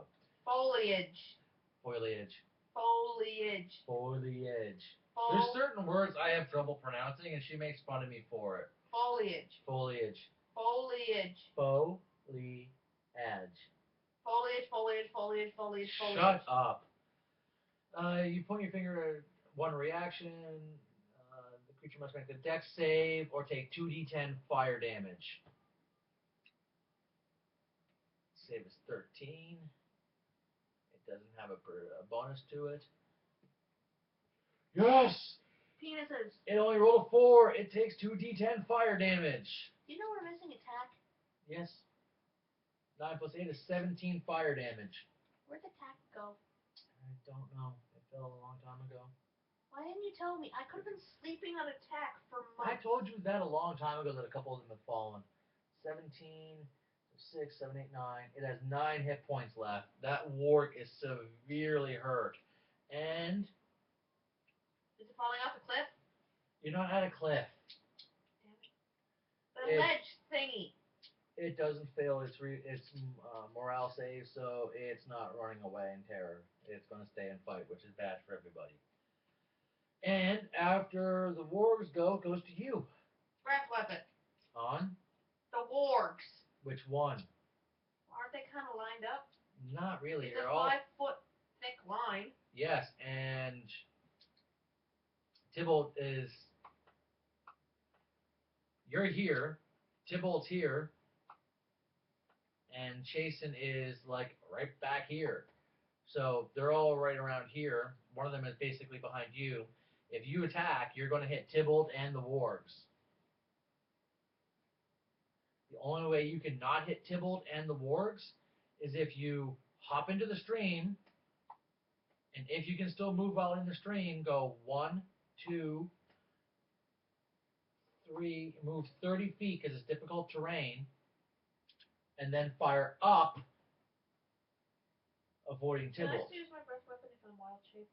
How your breath weapon is 5 feet wide, right? And no, you can't. So yeah, you'll hit Tybalt if you attempt that.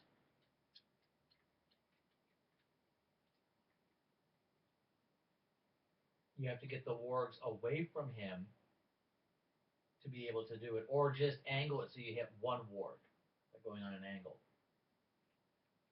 Hit the undamaged one. Yeah, I was just gonna say I'll hit the undamaged warg. That way, there's no risk of hitting Tybalt. And what is it? It's a dex save. I believe it's dex for half. I just have to find it. I'm pretty sure it's a dex for half. I think it's like 13. 8 plus con 13, yeah. Fuck, it fails. 5 feet by 30 foot acid. Yep, and it fails. How much damage?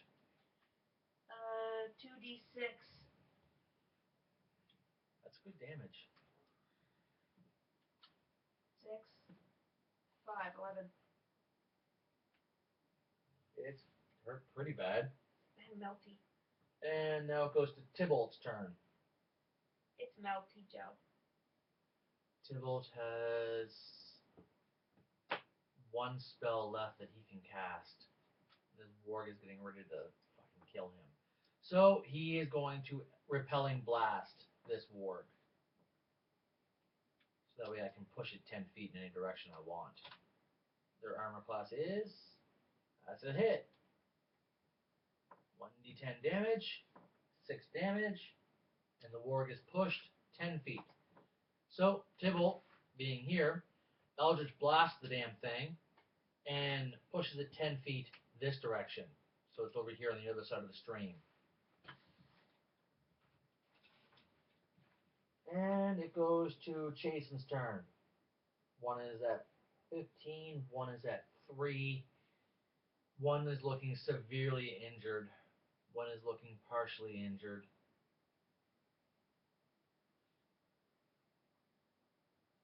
This sucks. This really fucking sucks. Firebolt to the severely injured one. That's a hit. For 6 damage. It's on the ground bleeding. Well, burning and slowly dying. And it goes to the other wargs. First one that's in the entangle. Makes its strength check. It breaks free. It's now rushing. And it's targeting, same as the other one that you hit with the acid breath, is immediately targeting you. Just because you fucking melted it. But the one that just broke free is targeting Tybalt. Run, Tybalt! I swear to God, my dice are trying to kill him. Not allowed. I swear to God, they're like, ooh, a tiefling, let's kill it and send it back to hell. Well, let's deal with the one targeting you first, shall we? At least this tiefling is red, better than Toad. It's bright fucking pink. Toad has a red undertone, which gives He's him pink. Yeah, it gives him a pink look. He is pink. You have a pink risen demon That was part of the comedy of it. that eats poo. And vomit, and afterbirth, and everything else that's gross and disgusting. And he doesn't enjoy it either. He gags and retches and vomits. But he thinks it's fun to vomit. Yes. That he does. What's your armor class? 13. No, wait, 14 with the shield. What's your armor class? 16.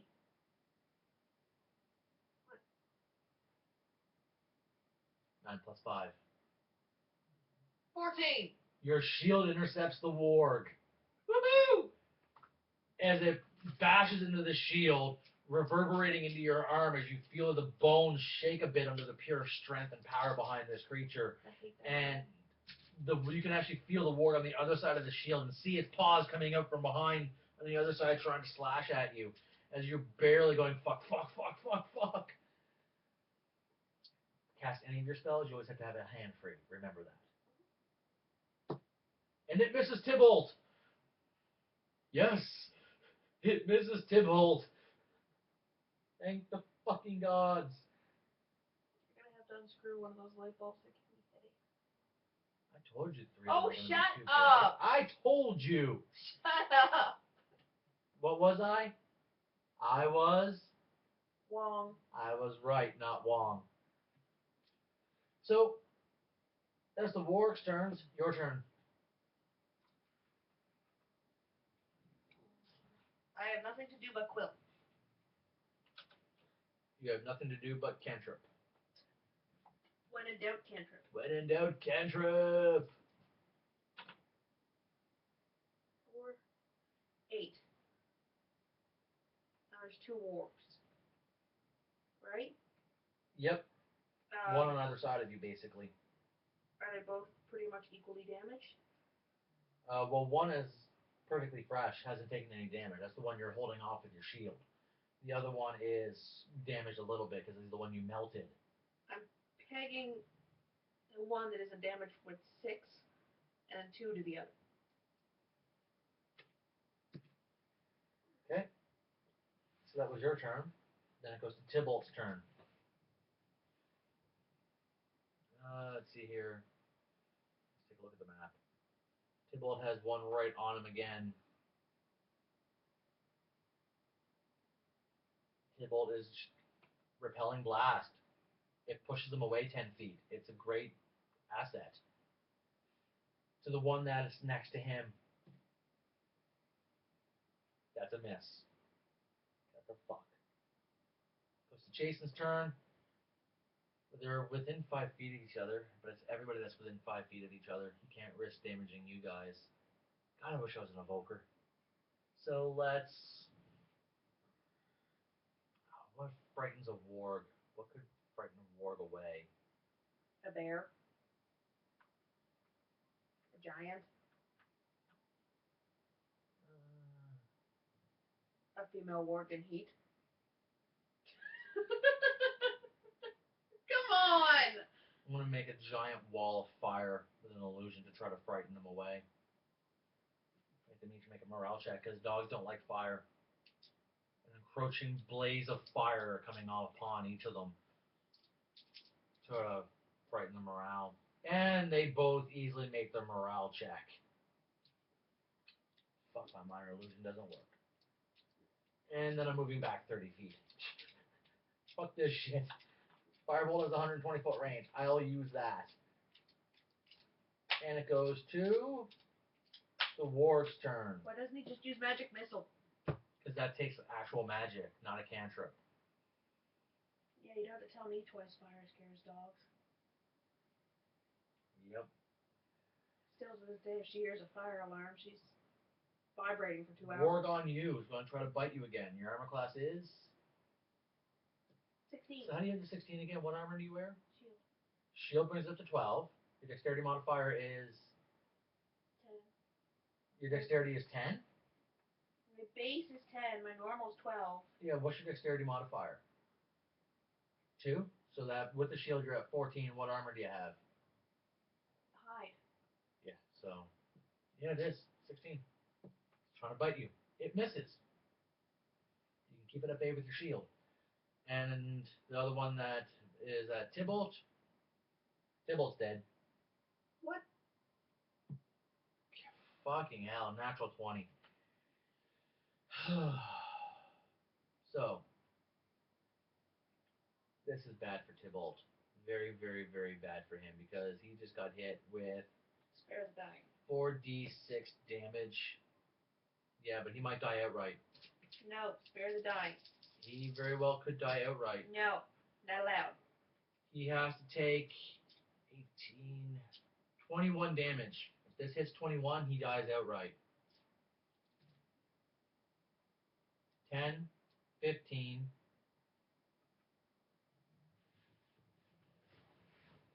18. He's not dead. Good. He hits the ground dying.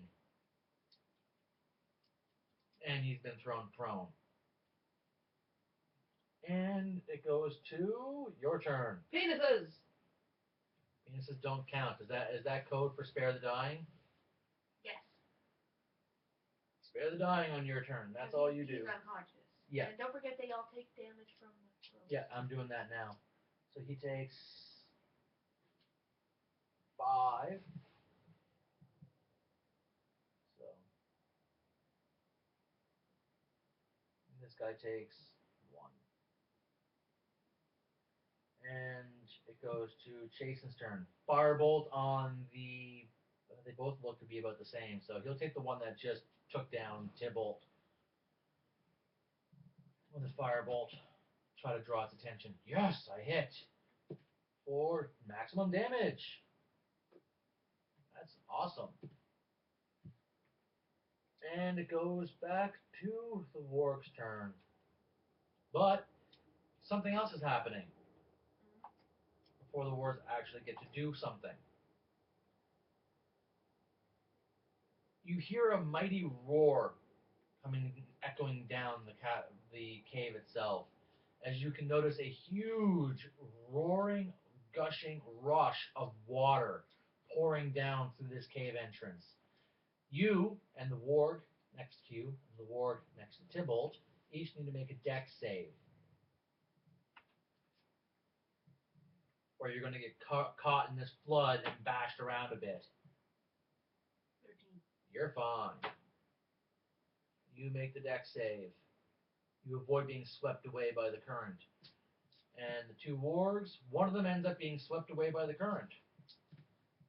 And ends up taking 6 bludgeoning damage, which is actually enough to finish it off and knock it unconscious. What about the other one that was unconscious? It gets swept away, or the other one who was not on the area is off to the side. Remember, he got pushed. It's been 3 rounds. Let's find out. Son of a... This is not comedy. Let's find out, shall we? Roll 1, roll 2, roll 3. Dead, dead, dead. 3 fails in a row. You're dead, Jim. But you jump out of the way of it, same as one warg. Its turn. As you jump and lunge out of the way of the roaring water, come rushing down, and the only way you can pretty much get out of the way of it is you dodge back up into here and kind of scramble up into this square as the dog does the same thing over to here, avoiding the entangle as well. So it'd be down at this point. And the dog is attacking you. 15. Your shield intercepts the blow again. I like the shield. The shield is my friend. The shield is saving your life. My shield's name is Larry. You're calling it Larry? Yeah. And it goes to your turn. I love Larry. Tybalt is up. Tybalt is stable.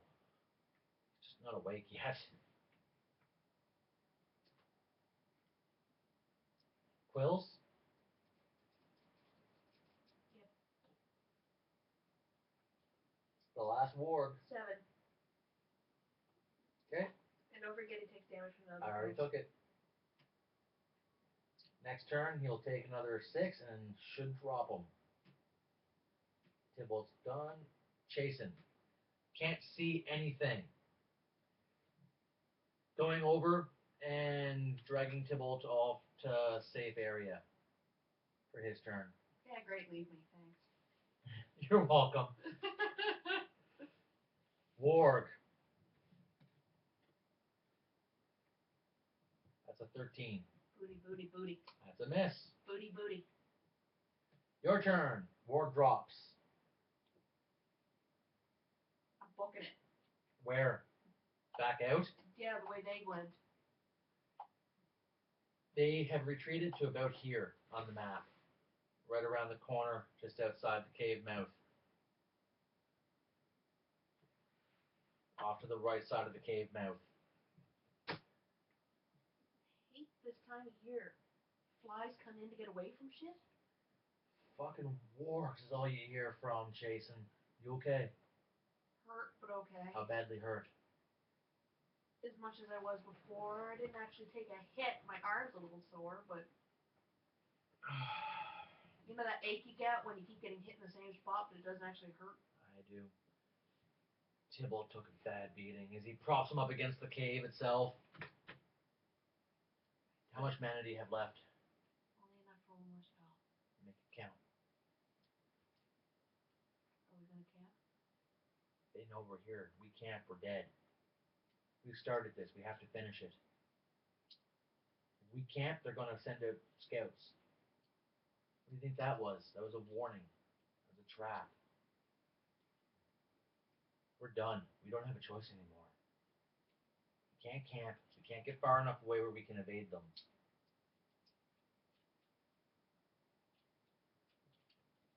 We don't have a choice. We have to finish this. And if we're going to finish this, we need Tybalt up and moving. I'm sorry, but you're the only person that has divine magic.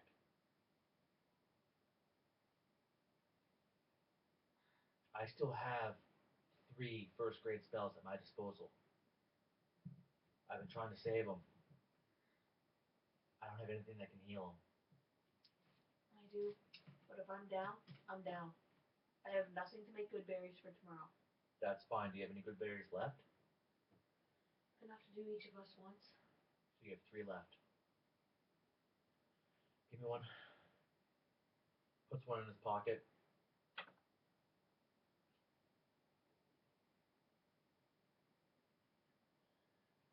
It is +9. Tybalt wakes up going, fucking shit! Wargs are gone? They're dead, Jim. Oh, God. Oh, my God. What the hell?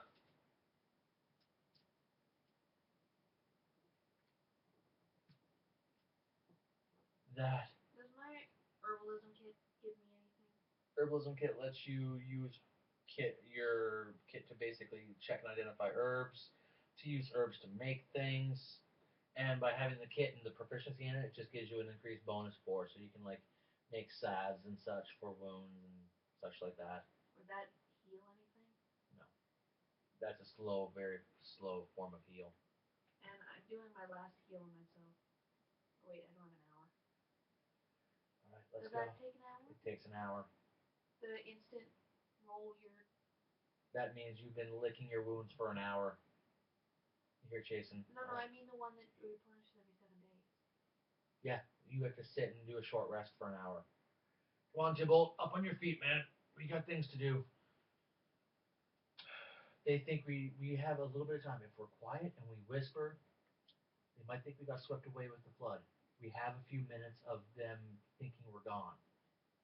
Then they're going to send out scouts. They're going to send out people to find us.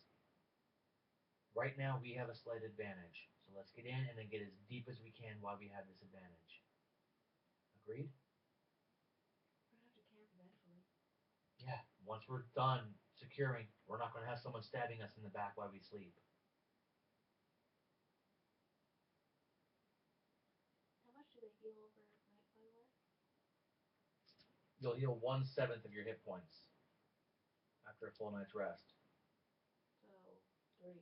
They heal 3. You have how many hit points? 21. And after 7 days, you heal 21. So you would heal 3. no out of the damage you have left, not 3. Oh, out of the damage I have left? I thought you... Yeah. No, I have 8 hit points currently. So you have another 13 you would need. So you'd only heal like a couple points over a night. Come on, you wanted the adventuring life, didn't you? No. Well, you're a dragonborn. You're born to it. I wanted a traveling life, not adventuring. One and the same. Come No. on, we don't have time. You're going to die in your sleep if we don't clear this cave.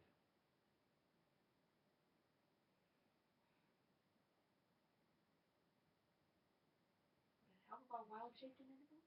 It would help you escape.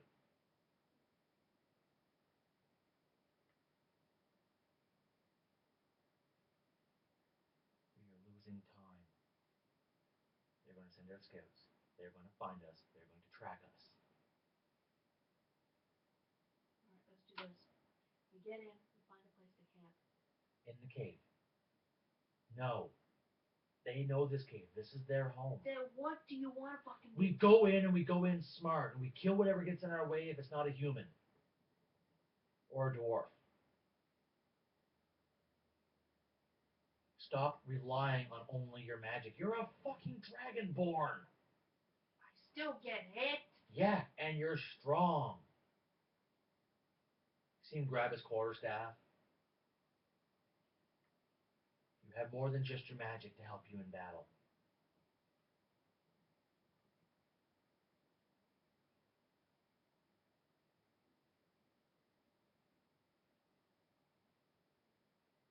He starts to walk in.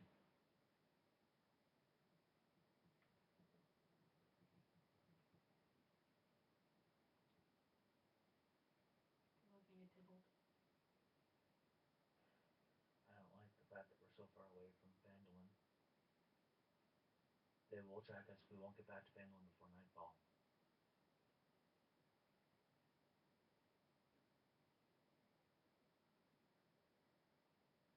You can make it back as you can wild shape. So he pats you on the shoulder. Get back to Phandelver and warn the others. Or come with us. Your choice. Warn what others? The people of Phandelver about this. Get some people on your side. Take your pick. But you're the only one that can get there before the sun sets. He starts to walk in.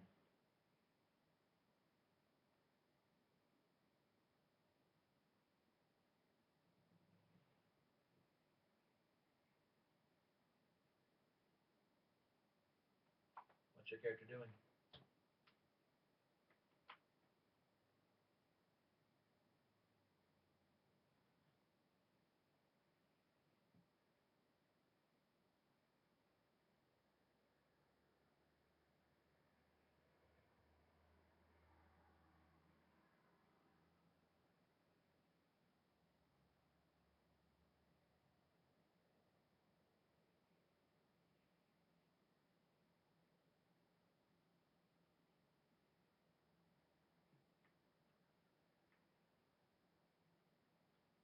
What's your character doing? Looking for something.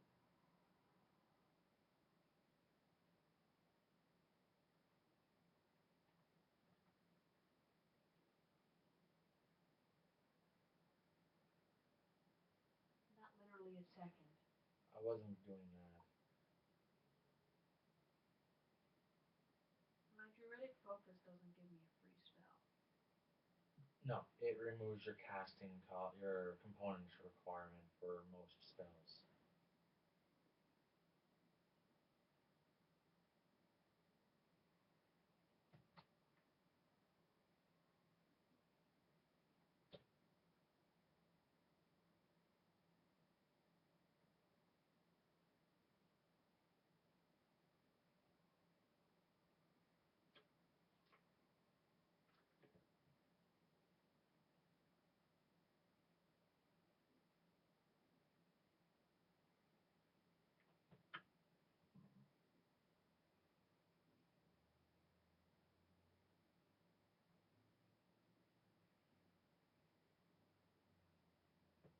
How far away are we from Phandelver? About 7 hours on foot.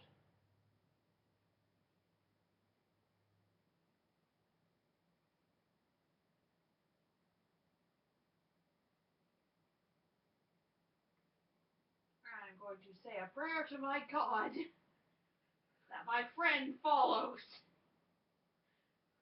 my oak leaf trails.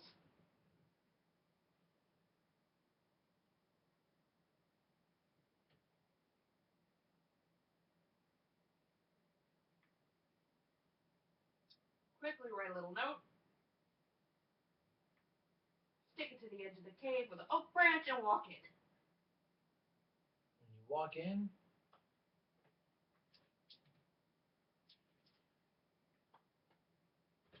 this is what you see.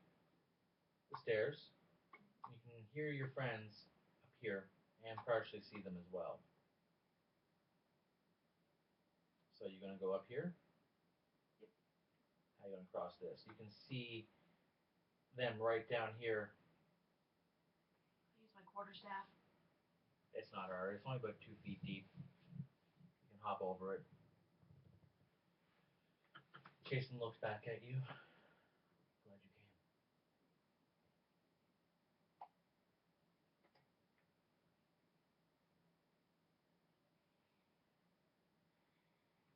You see Tybalt climbs up the. This is a small escarpment here. He climbs up it a little bit, hangs on the ledge there, puts his hand down, helps up Jason, puts his hand down to help you up. Can you carry my weight? Hold your weight. Basically, just uses himself as a lever so that way you Put can. my quarterstaff down, grab him, haul myself up. Once you're on this one, you can see another escarpment here, and you can actually hear noises from over here. Do you speak Goblinoid? No. Then you do not understand the noises. All you're hearing is.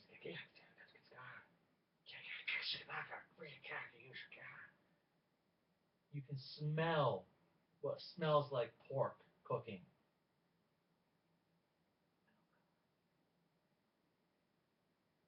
You can see smoke arising from it. But it's dark in here, so you see Tybalt climbs up this escarpment just a little bit, puts his hands on it like this, lifts his head up and just peers over the edge of it. And you see him drop himself down. Is that one pig? I can't tell. There's a spit. There's something roasting on it, but I can't tell what it is. As he whispers to you. Here's the problem, though. You hear him whisper.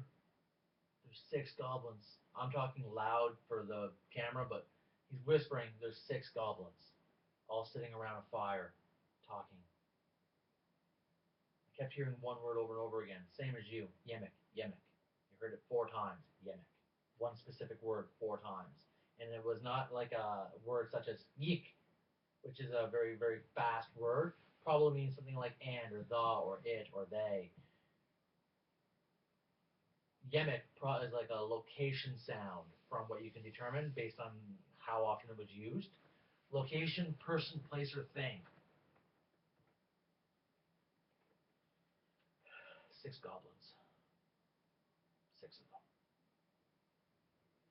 I have an idea. They're not expecting us. I have an idea. What is it? Jason, how good your aim? Depends upon what my aim is for. A little louder so the camera can hear you. Little, I know you're whispering, but little pot of oil. hit it with the firebolt. And then hits the fire.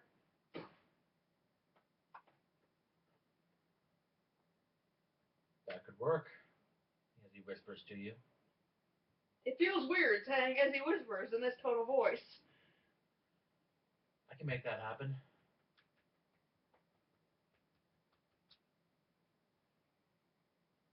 Make that happen. What's in my backpack would be useful. Yeah, you were right. Why did you toss it towards the fire? Tybalt does this. My hand-eye coordination is better than yours as he whispers to you. Yep. On your mark, wizard.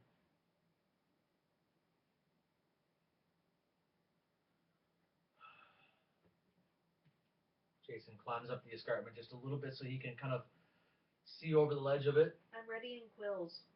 So how far away are they from me? If you were on top of the escarpment, 5, 10, between 10 and 30 feet. So you can target all of them. Yep. So can I prop myself up? Make a dex save. For what? The escarpment is filled with loose rubble. If you fail the dex save, you loosen and jar it. 20. You don't jar any of it. You can haul yourself up. I just prop it. Their passive perception is not enough to notice you guys, considering the angling that you're at with the cave. Quiet. And you're quiet, and it's only your head that's popping over that escarpment. Because they have to be at just the right angle to see you, and they're eating and talking. So, because you're not feeling those rolls, and you're whispering, they're not noticing you guys. So, Tybalt takes it. Tybalt tosses it. I'm rolling these. Okay. I'm Wait, readying my quills. what are you waiting for the trigger to cast it? See how many go down. Well, then wait till after you see how many go down first. Okay. Thank God I have the advantage on that roll. So, he tosses it, and he manages to hit very close to one of the fires. Very, very close to one of them. Almost a perfect shot to one of the fires. Right after, firebolt, which is a successful hit. So fine mist of fire. So 8 damage to the thing of oil, which shatters it, ignites it, hits the main flames, sends the oil everywhere, sends little fire everywhere, and out of all those 6 that are sitting there and talking, 1, 2, 3 of them are going to get covered in fire, each of them taking a d6 fire damage from being covered in blaze for that turn. They'll each take 2.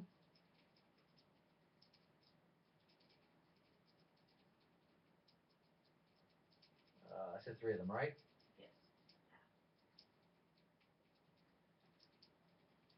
Leaving 3 left as they're now alerted, and now you can take your quill.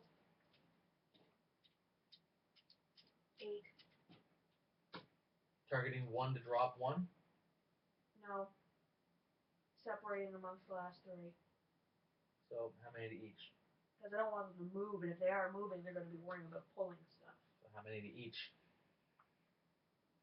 Is there anyone that looks different than the others? Yes, actually. One of them looks a little bit bigger than the rest, and his armor isn't as mishmashed. It isn't as patchworked together. 8. 6 to him, 1 to each other. Well, you can only do 2 targets, so. Oh, okay. 6 to him. 2 to the other. And 2 to one of the others that isn't injured. That isn't injured. Okay, done. Now you can roll initiatives.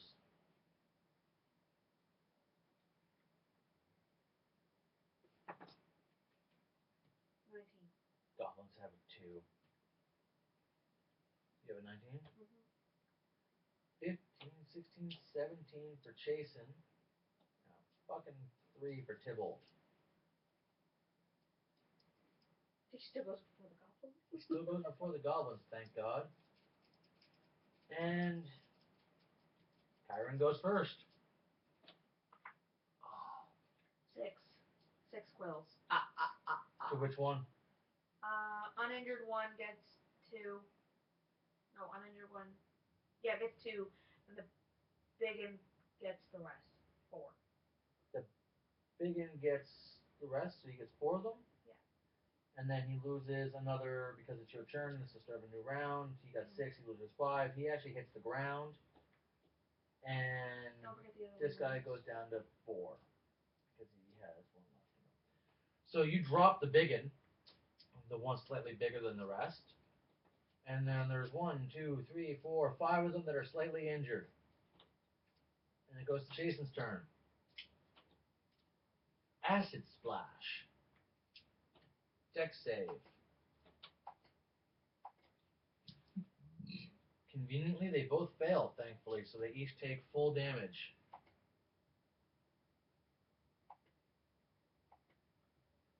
They each take a d6 damage. They each take 4 damage.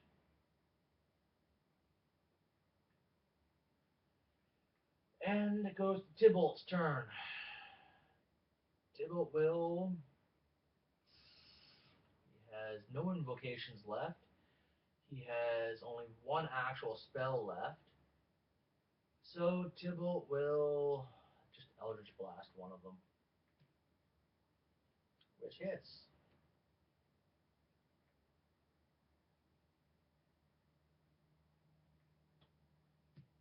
For 4 damage. 3 of them look extremely weakened. 2 of the remaining goblins are now scattering and are freaking out and screaming in Goblinoid.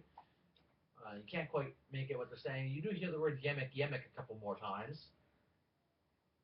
Still not sure what it is, but you can kind of fathom it because one of them is actually grabbing the big one that you killed that's unconscious on the ground and looking at it saying yemek over and over again. Maybe it's his name. Possibly, or title. The rest of them, however, are grabbing their weapons and attempting to throw small little like short spears at you guys. But you guys effectively have half cover because of the fact that you have the escarpment protecting you.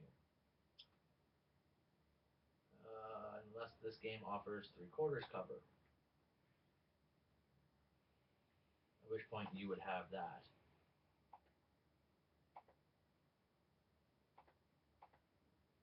Good idea with the oil. Very good idea with the oil. You can erase it off your character sheet though because you don't have it anymore.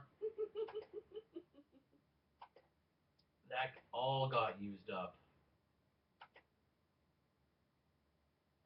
They do. +5. Three-quarters cover. So your armor class is, you don't have the shield. Your armor class is 14. I have the shield, I just don't have it up. You can't be using it while you're hanging off the escarpment. So 2 spears coming at you. 2 misses. 2 spears coming at Tybalt. 2 misses. 2 spears coming at Chasen. Does he finally get hit with something? Possibly. 12 plus 5, 17. So that's an automatic miss. That might actually hit him. First time all fucking day. The wizard might actually get hit. By 1 point, the wizard gets hit for a d6 plus 2 damage. The wizard takes 3 damage. Seriously, you rolled the lowest. Ugh! Ugh! Are you gonna rage quit because the wizard? Wizard is squishy, but not be able to be hit with anything. It's so annoyed. Ugh! Chasen drops down, going, ah, fuck.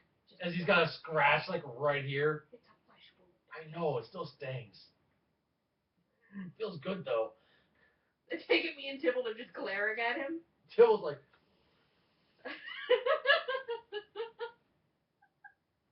as he points to his chest a few times in rapid succession.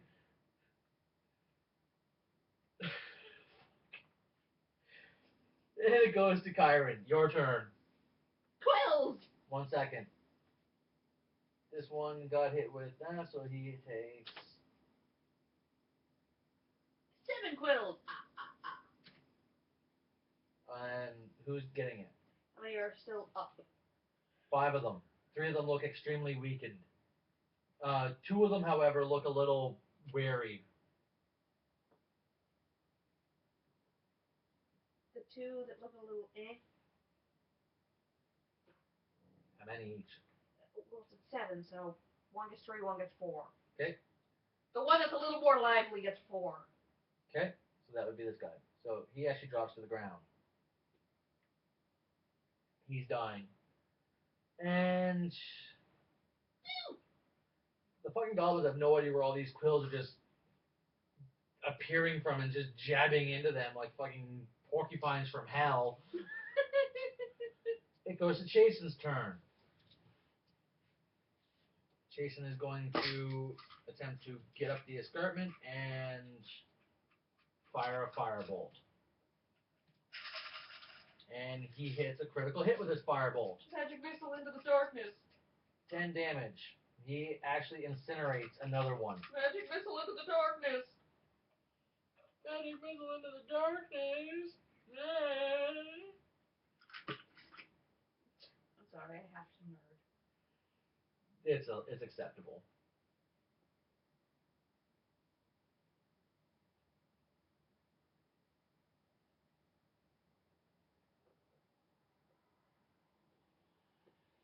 And it goes to Tybalt's turn. Eldritch Blast. Tipple, tipple. 10 damage.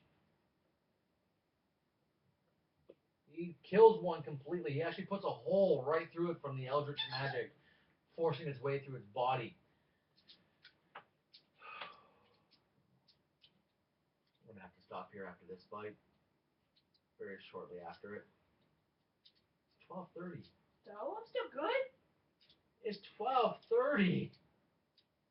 You're just amped because I don't know why. Why are you amped? I don't know.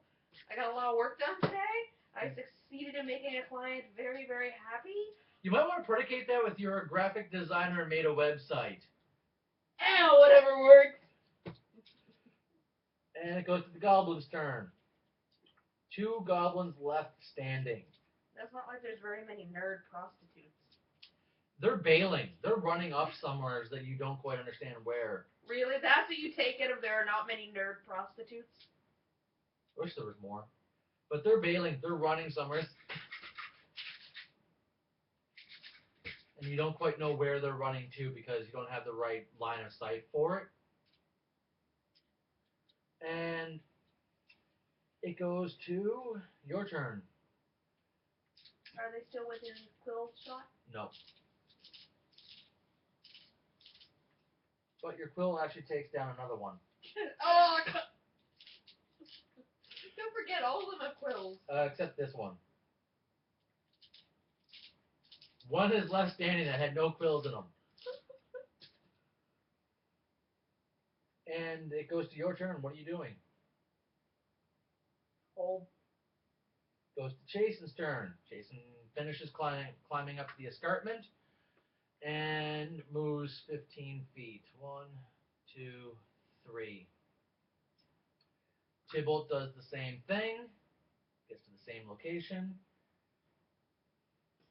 Goblin looks down, finishes his movement, and starts screaming in common, going, "Treat!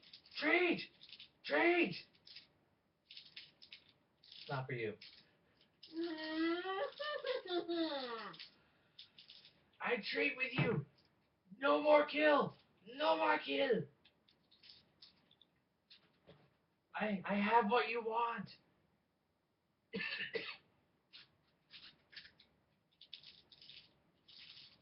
Jason and Tybalt walk up the stairs. What's your character doing? Are you getting up on there? You are getting up on there? You can see there's another small escarpment leading up. It's about a 15 to 20 foot climb, and there's a set of stairs that go up onto a second level in this area back in the back corner that you weren't able to see. You get up the stairs a little bit. Goblin, come here. Down here, where the fire was, you actually notice something. You find what they were roasting on the fire. Roast pig? Technically, yes. Roasting on the fire is the forearm of a human.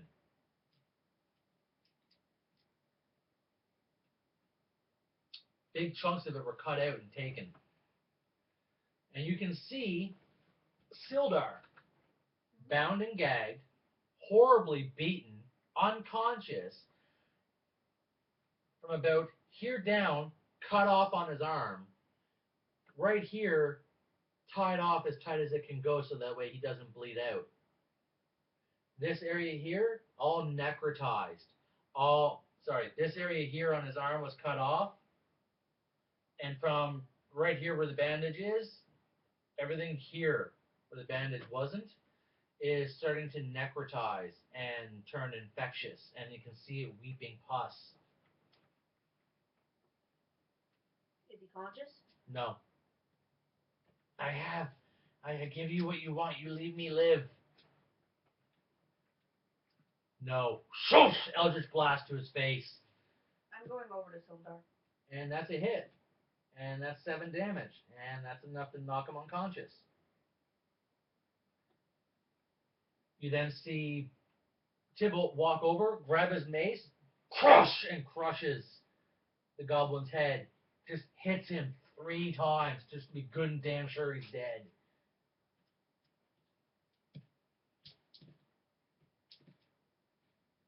Sildar's unconscious. Jason walks over. Jason, hold his arm up. Holds the arm up. Passes my good berry to Jason. Tybalt. Stick that in his mouth as soon as I get the arm cut off. Tap the wound. Okay? Jason holds the arm up. I hope you know what you're doing. What? I don't understand what you're doing, but I hope you understand it. I hope you know. If I don't cut off the necrotizing part, he'll die. Tibble has the good berry ready. Ready? Yep. Hack! How far down are you going? Just. On the other side of the bandage? Yeah. So where you know there's no infection? Yeah. Okay. You chop it off there. Roll damage. Oh, roll 2d20 as well because you might get a critical hit. You have advantage. Don't I get a natural critical because he's... You get natural critical damage, but you might actually get a critical hit. Nope. You get to roll the double dice. So it's naturally 1d6 plus 3. So you get 2d6 plus 3. Okay. So that'll be 6 plus 8. So 6 plus 8. 1d6 plus 3. Yeah. 1d6 plus 3. You don't add the plus 3 twice. You just get 1d6 plus 1d6 plus 3. Oh, then minus 3. So what'd you roll in the 2d6? I got a 3 and a 5. So 3 and a 5 is 8 plus 3, 11. That's enough. Chop the arm off. Cram in, close the nose and cover the mouth. Forces him to swallow because he can't breathe. He then immediately wakes up as you see the goodberry heals him 1 point, cauterizes the wound.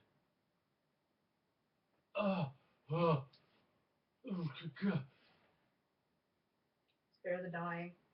Rips the blindfold off of his face. Tyron? No. Tyron. He whispers, "How are you here? What happened?" As he's whispering. Last thing I remember was Gundren and I. We got jumped by a bunch of goblins. Sean might forget there's fireworks going. Good to know. How long have I been gone? Where's my arm? As he actually raises his voice with that one. Where's my fucking arm? Easy. What happened to my arm? As he starts to freak out a little bit. I'm gonna cram shit in your mouth if you don't shut up. What happened to my arm? The goblins ate it. What are you doing? Where's Gundren? I don't know. What's going on? I'm grabbing the arm off the... You're going all the way back down to grab it? Yeah. He stands up slowly. I don't know where Gundren is. I think I remember. Are we safe to talk? For a few minutes, you hear from Jason. I don't know where you're yet. I'm praying for divine intervention to get the ability to cast one more spell.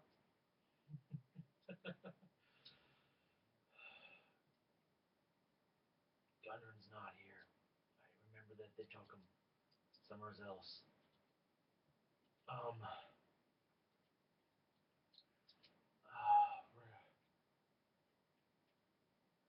remember the goblins talking. I speak their language. They were talking about something called the Black Spider. Yemek? No, Yemek was the guy that ran them. Big boss, Yemek. He had better armor. I think he's down there. He's dead. Black Spider is their big boss over their boss. It's the guy that's controlling them all. He wants the dwarf brought to him. I don't know what he is, though. I don't know if he's a wizard, cleric, or not. I have no idea, but I know that he wants Gundren.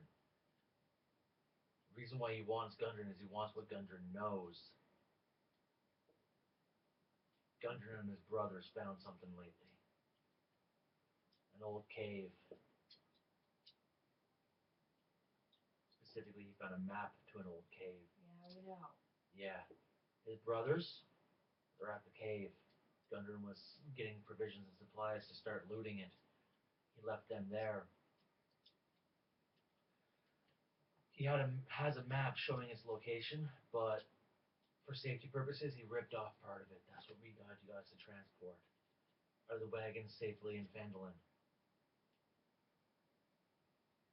We need to get back there because I don't know how to find the cave entrance. The map has it. Well, we may or may not have the map. You found the map? Do you have it? Let's put it this way. You're being completely honest with us, right? I'm missing a fucking arm. Yes, I'm being honest. Okay, because we got Bassett being not honest to us, and Carson tried to kill me. What? That makes no sense. Deal with that later. When they took Dundren, I don't know what they did, but I think the map and Dundren are taken to somewhere else. Before I got knocked out, I remember hearing two words: Clarg and Cragma's Castle. Oh, specifically Cragma, but I only know of one place called Cragma, and that's Cragma's Castle. I know where it is in this area. It's just in the woods, the Neverwinter Woods. It's at the southern tip of it. I don't know what Clarg is. I know Cragma's Castle's in Neverwinter Wood near the south, but I don't know exactly where.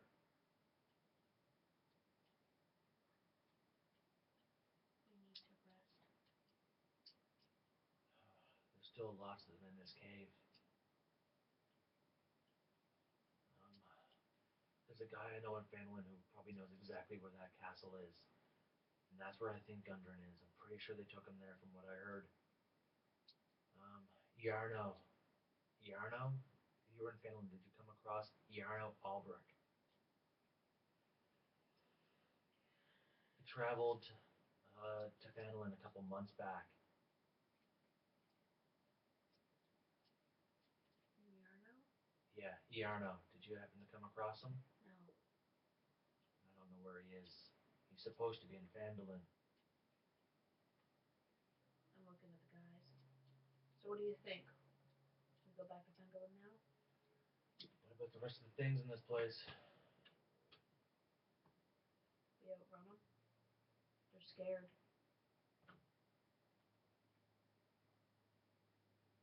Not all of them are scared. Well, we can't keep going like this. Do you really want to try running all the way back to Phandelver? With one arm missing on Sildar? God, I need to cast a fucking spell. We need to finish clearing this cave. Pack his arm. He'll start to pack it. I think he's confused as shit. You know how weird rumors happen? Yeah. Weird rumors about druids, if they put the limb that's detached back on and leave a raw edge, it might go back together. Okay. I don't know anything but divine magic. So there's a chance I could get his arm back with these two pieces of arm. Good. Can you use your left hand to fight at all, Sildar? I can if I have to. You see one of the many long swords that Tybalt has been collecting, passes it over to him. He takes it. By the way, Basant is dead. What happened? He turned on us. Why? Because he wanted the map. Because he wanted to ruin you two and get all the money for it. He wanted to attack you. He wanted to attack everybody and make off with Krythan. Never would have guessed it. Never would have guessed it. Did he attack you guys? Krythan did. Krythan shot me. So we went up behind him and knocked him unconscious, to which he points at Tybalt. Show him your chest. Shows him the chest. Yeah, this scar is from him. Damn near cleaved me in half.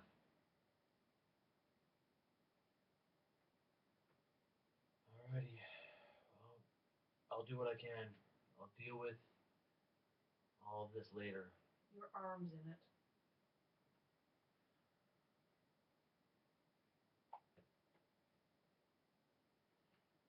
You see Chasen look over. You can see a passage here. I say we take that passage. It looks like it doubles back the way we went. Yeah. Take a new way. Jason starts to walk. Tybalt gets up in front. Sildar starts to hobble and walk as best as he can, considering he's at one frickin' hit point. He has... Yeah, he doesn't have anything he can do, so... He's just gonna hobble along as best as he can. I know you just had a berry, which makes you effectively not hungry. But when was the last time you've eaten? Days ago. I'm handing him a ration pack. Opening it for him. He'll start munching on some of the breads and the dried fruit. As you guys walk around here, you can easily go around this bend without a problem. And then when you come around the bend, you can see a bridge. Exposing to here. That's all you can see. Bridge opens up into a room. You hear from Tybalt.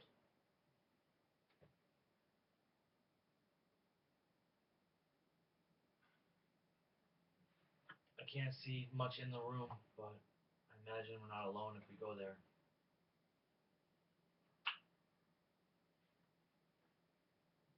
Stay here, I'll go see if I can sneak up. Wait. Rummage. Hand him my fishing net. Fishing net? It's weighted on the ends. It can poof around people. Never thought of that. He takes it and starts to stealth ahead forward. He gets to about here to try to take a peek, and you immediately hear 3 goblin sounds scream. You don't speak goblin. You hear from Sildar. They know he's here. They just screamed intruder. And he's coming back to here, telling you guys to move forward, that we got company. And 3 goblins are taking up a strategic position. So, what are you doing?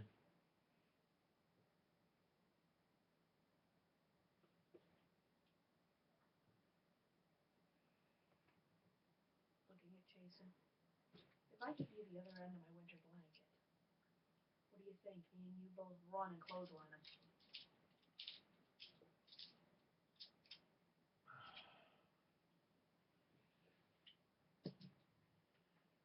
I'd rather not get in combat range if we don't have to. Personally. Quills? You'll need to move up a little bit for Quills, but you just see a glob of acid appear on his hand as he hucks it in. They're within 60 feet.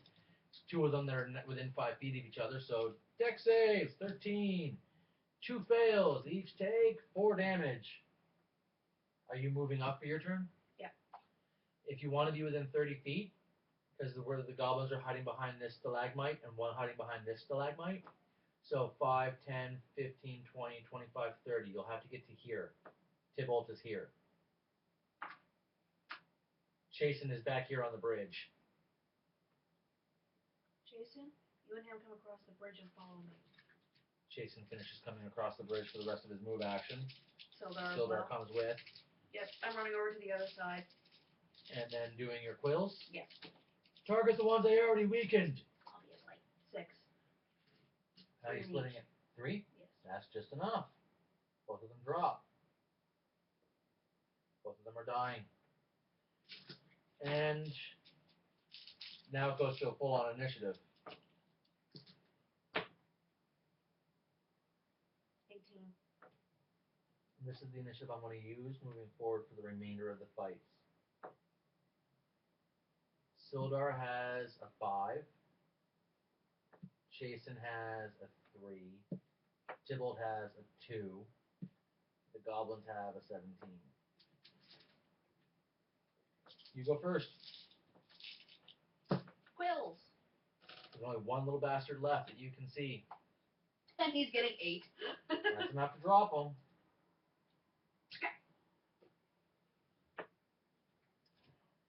Well done, you hear from Sildar. You hear from Tybalt. That's all of them. No more in that area that I can see. Tybalt moves up behind here. Jason moves up to here. Sildar moves up to here. What's with those 2 ponds? This one here is empty.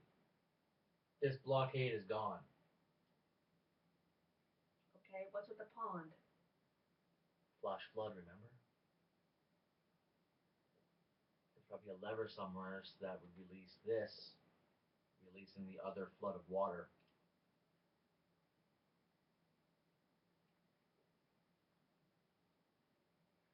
I say we knock down those rocks. Because if we double back and somebody comes in here, whoosh. This area is not affected by it. This area is above. Yeah, but if we go back down. Yeah. Good point.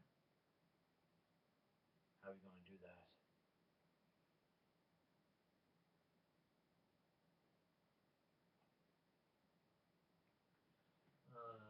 This room is basically, aside from the waterfall that you can see on the eastern side, low fieldstone walls serve as dams holding the water in. There's no obvious way to release the torrent of water. I'm pulling out a rock and throwing the rock into the middle. It hits the water. No, not in the middle of the water, at the middle of the wall. Oh, it hits, but nothing happens.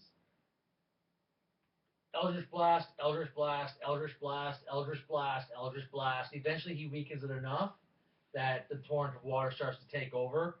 It'll cause a chain reaction and start pouring through.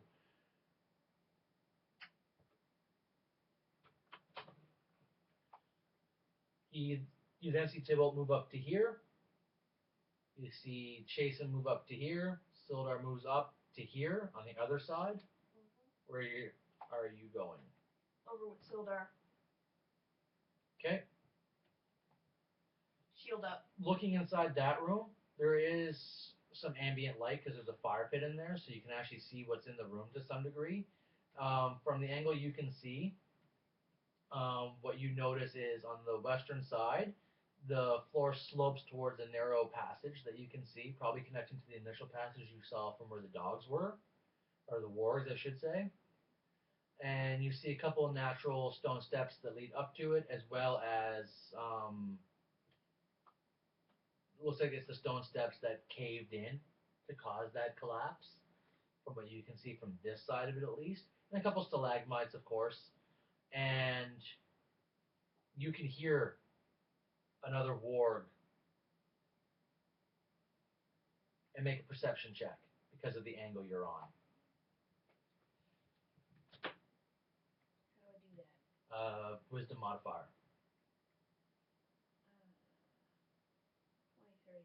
23. You spot hiding behind this stalagmite because of the angle you're on. 2 goblins hiding there. And you can hear a warg moving around in here. You hear from Tybalt, I see a warg in there. As he whispers over to you. Is that 30 feet away from me? That is 5, 10, 15, 20, 25, 30. Guess he's getting hit with quills. Quill them? 6. 3 each? Because there's 2 of them? Yep. That actually sends them out, and the initiative order I'm keeping the same. I'm just adding 1 extra participant to this, which is that. So I just need to float over here for a second. I figure the squeaks will alert everybody else where they are. Yep, and it does just that. because the other guys were not on the right angle to be able to see them, so they weren't actually able to do anything.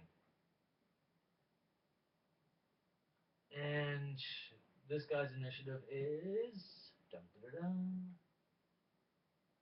And the warg's initiative is okay. So what are you doing? Didn't I just quill? That was your free action because they didn't know that you knew where they were. So that was effectively a surprise action. Can I see the You warg? have first initiative. And you cannot see the warg, but you can hear the warg is about to ready to make way to you. He has the same initiative as you do. He's a problem. Wargs are big, big problems. I'm holding my quills till I see the warg. And my shield's up. So you're readying, and when you see the warg, you're going to launch quills? Well, the warg comes tearing around the corner at full bore, ready to jump and lunge and rip your face off. Quills. 7. Yes. That is a nice number to be seen. And he attacks you. Your armor class, you have your shield is 16, yes? Mm-hmm. It's a plus 5 from what I remember. 5 plus 11 is 16. That's a hit. Can I go to defender? Nope, because he hit your armor class. 5 plus 3, 8 damage. I'm at 0. You're exactly at 0? Fuck. It just barely drops you. So, At least the other 2 have berries. yeah, so they can wake you up if needed. And that was the warg's turn. That was your turn. It goes to the goblin's turn. The goblins are in a fair bit of pain because they got fucking quills sticking out of them. So they're going to And next round, each throw spears at Sildar, who has half cover. And they both miss because of his cover. Is his cover me? No, his cover is this little nook over here. So they both miss because of his cover. So the goblins are done. Next house initiative is Chasen. That warg is a problem. I am not dealing with a warg. Chromatic orb. I shall call acid. Throw it. And critical fucking hit, bitches! Sorry. Warg down! 3d8 is the normal damage. I get 6d8 on this. 10, 16, 26 damage. The warg drops to 0. The warg is down. Repeat, the warg is down. That's fucking awesome. And lucky. But that also took actual mana. And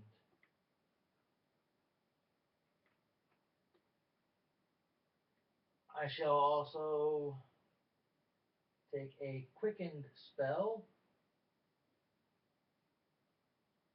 leaving me with 1 actual spell left over. No, I'm not going to use a real spell. Quicken acid splash on those fucking little bastards. 1 fails, so they each take, takes 4, so that drops 1, and the other one has 2. Thank you to my Meta Magic feat, because he has Meta Magician as the human feat, because he's a talented wizard, and can cast 1 quicken spell per turn, or per day, until he has a short rest to recover it. Meta Magician was a feat I found on the D&D Wiki homebrew. It gives you 2 sorcery points. You pick 1 Meta Magic ability. I chose Quicken. You can never change it, never increase it, never get anything again unless you take the feat again. But it's a distinct advantage, as you can just see. And it goes to 9. Oh, balls. This is not good. This is not good. This is not good. This is really not good for anybody. What, Kraken? Release the Kraken! No, not a Kraken. A bugbear. From behind this stalagmite, a bugbear is making his presence known by popping out kind of like a basic surprise because no one knew he was fucking there. It gets to make an attack roll. Oh, what happened? Sorry, people. Is this still recording? It is still recording. Hello! We're at 3 hours, and we're almost done. Part 1 of Phandelver. Or Phandelver. This isn't even the whole thing. This is just part 1 that you're almost done of. So, what are we looking at? Surprise attack. If he surprises and he hits, which he is going to do most likely, they get an extra 2d6 damage. He is hauling off and tossing a javelin at Sildar, who still has the armor class of 14. 18 is a 22. That is a hit for 2d6, plus an additional 2d6 for 4d6 plus 2 damage. He's instant dead. Just 1 hit point. To be instant dead, you have to go down to negative however many hit points you have total max. Otherwise, you just become dying, and then you start your death rolls. Unless he was unconscious and had more hit points. Yeah, but he has 1, so he just took 5. Yes, but what I'm saying is before I gave him the good berry, was he just unconscious from... Yeah, because they beat him to the point where he had become unconscious and dying. He stabilized, and that's when he got him. They just kept beating him to keep him unconscious. So. I just wasn't sure if it was he was unconscious because of 16, malnutrition or... 17, 18 damage. At 17, he has more than 17 hit points. That does not instant kill him, but it does instant drop him. And that is what he's doing, and then the bugbear moves out for his turn to about here. That's probably Todd. No, it's Val. I wonder why Val's talking to me. I'll have to check with it later. What'd he say? Hey, how's it going? Here, it's gonna take a few minutes for you. No? I'm not typing on that prompted negative thing. And after the bugbear goes, it goes to... Rissa. It is not Rissa's turn. Sildar is unconscious. It goes to... I'm unconscious. Tybalt. Do I have to roll? It's not your turn yet. Thugs. Thugs! You're derping so hard. Look at this. She's shrinking. She's so derpy. Honey? She's like... So it goes to So much Tybalt's derp. turn. So much derp. Tybalt is going to actually think of using his last spell per day. Arms of Hardar. Such a fucked up name of a spell. Sounds like it's hard on. Arms of the great hard on. Let's go with Arms of Hardar. Hard on. What are you doing? Moving stuff so I can get off the bed because you blocked my only exit with a table so I can go to the bathroom so I don't piss the bed. You're not allowed. Well, then I'm pissing on your side. Self in a 10-foot radius, you invoke the power of Arms of Hardar. You batter all creatures within 10 feet of you. Each creature must make a strength saving throw. On a failed save, it takes 2d6 necrotic damage. And it can't take any reactions. It's half damage if they do make the save. So, Tybalt is coming up from around the corner, going up the stairs, getting in melee combat range of the bugbear, and casting Arms of Hardar. Did you get the little black shit face or pill? I did not. We've been gaming. She's extremely late and was sleeping. Can you let them out? Yeah. And he has a strength save, but he does There's gonna be a not. loud noise. That's fine. I'm killing a spider. Good. I hate spiders. They're creepy little shits. And the bugbear has this many hit points. And he gets half damage because he made a save. And the bugbear takes 2d6, cut in half. That's not bad. 15 feet of damage. 23 damage. That's how many hit points he has left.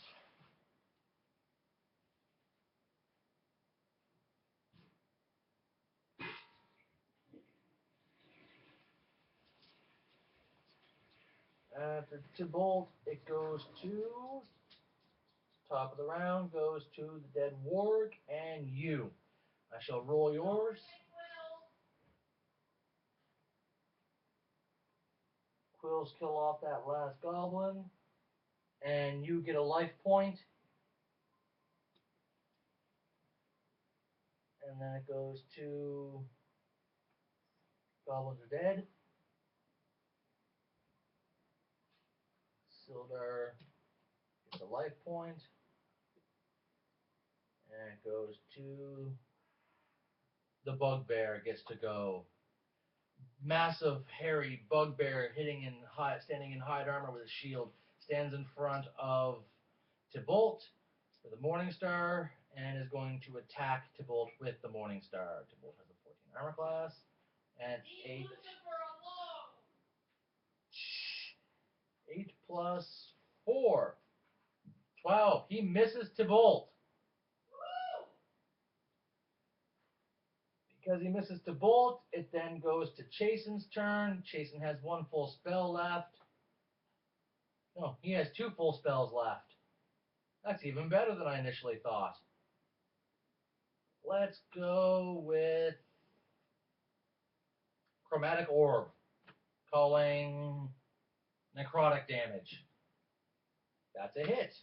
3d8 damage. 8, 9, 10, 11, 12 damage. And it goes to Tybalt's turn. Tybalt is going to take his mace and try to batter smash this guy upside the fucking head with his mace. 3, 4, 5. That's a hit. 4, 6 plus 3. 9 damage. And then it goes to top of the round. Kieran, let's make your death save. You got another life save. That's good. Sildar has another life save. That's good. Bugbear gets to go. Bugbear is going to try to grapple. 16, 18. He successfully grapples. And then he's going to move back into the area a little bit out of the range of the wizard. So the wizard has to actually make himself known a little bit by moving back into the room itself towards the fire pit. It then goes to Chasen's turn, who will just say, fuck this shit, and cast Magic Missile. I don't miss. I don't have any chance. I just have to poke my head around so I can see the bastard and then cast Magic Missile, and I automatically hit. You have to go to the bathroom. 6 billion things happen at once. 3d4.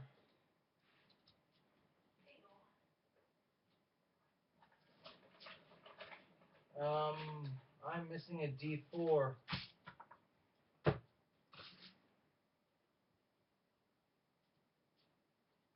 I'm missing a caltrop. You stole it. Okay.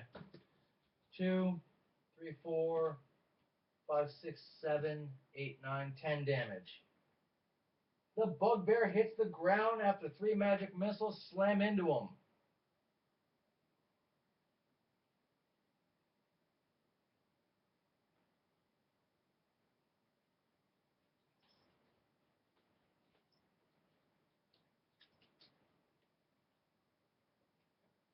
Hey, you could eat. Why are you staring at me?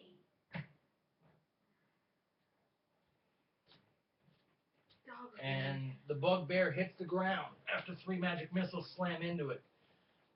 Chasen now has no magic left over, and you've gone and checked every possible nook and cranny of this cave. You've been in this room. This room is the room you're in right now. This area, all the way up here, over there, and over here. This cave is empty. There's nothing left living in this place. I say we camp in the cave. You're unconscious. You haven't stabilized yet.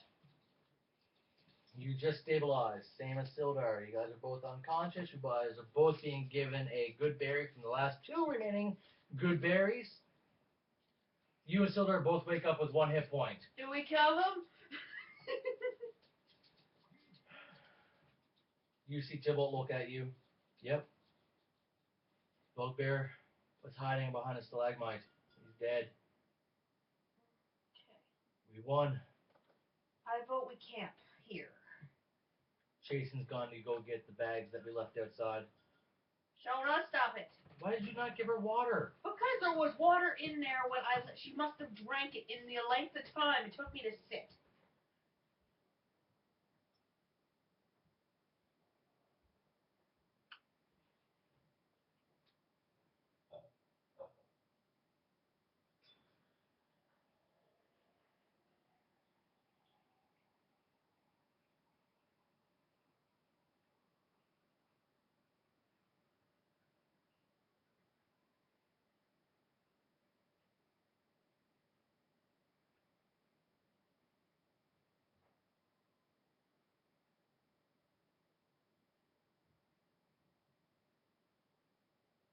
I'm gonna take first watch.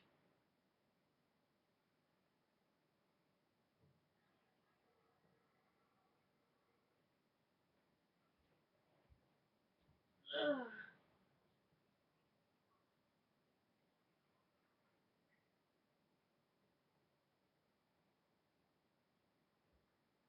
I'm gonna take first watch.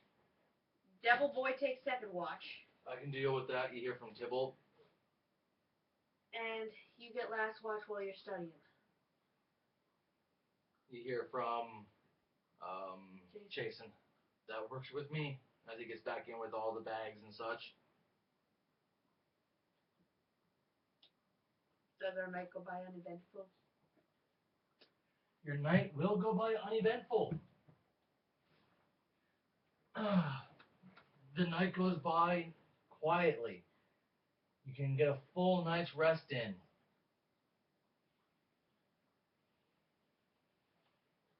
And everybody has been boot fucked to no end. It has not been an easy task for people in this recent endeavor to clear this area out. When we wake up and everybody's going again? Now, when you wake up, you have how many hit points? 21 in total? Yes. You have 20. So you have to heal 20 damage. So, divided by 7, you effectively get 2.8, so 3 hit points back.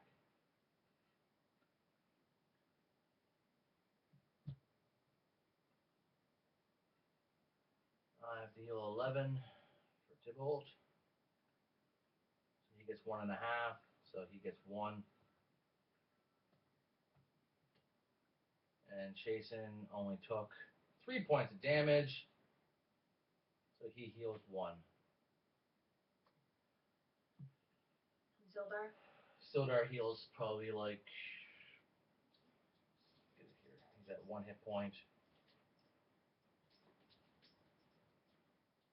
He gets back 5 hit points. Sildar's at 6 hit points.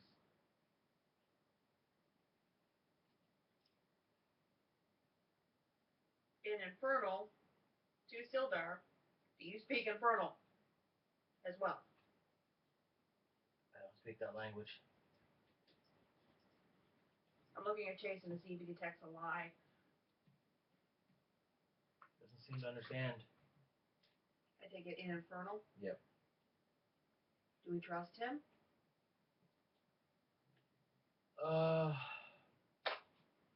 In Infernal, as far as I can see at the moment, yes. But I'll keep an eye on him as we travel back to Phandelver. I say we stay in here for another night. Because I want to heal him and me. How hurt are you? Not overly hurt. Is it just fucking graze on your shoulder? You're a dick. Alright. Who has the sharpest knife here? Tybalt brings up one of his knives. Sildar, lay down. Why? I'm gonna try and reattach your arm. Damn it. But that arm is dead. Mm-hmm. And your character knows that arm is dead and rotted. That's just going to be a dead, rotted piece of flesh on his body. It's not fresh. It's not a fresh wound. No, but the piece that was cooked. It's cooked meat. You would have to regenerate his flesh. But that's like saying if somebody gets burnt and their leg gets burnt and you do cure wounds. No. The limb is dead. Completely dead and cooked. The only way you're going to be able to fix that is if you could also regenerate the wound. Like, attach it with the cure spell and then put regenerate on him to bring it back to life. Because the limb is dead and cooked and partially taken away. It's not going to work. Yes, but what I'm saying is if somebody gets hit and they're charged down to bone and nothingness, that leg is dead. No, because it still has the bone attached to it. It still has the bone marrow and the nerve endings and everything else. But it's still dead because it's instantly cooked. Bone marrow does not take long to cook. I'm not going to give it to you. And the limb was taken off for 3 days and cooked. It's not going to work.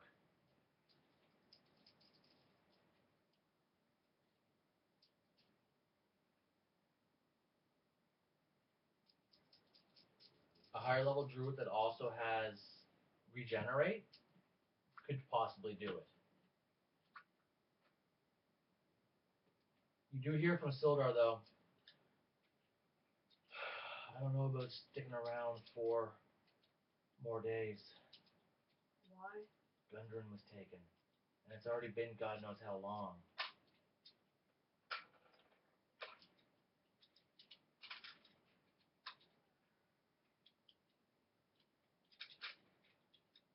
And we still need to get back to Phandelver, find Cragmaw Castle, find out where it is, and then get there and try to find, hope to God Gundren's still alive.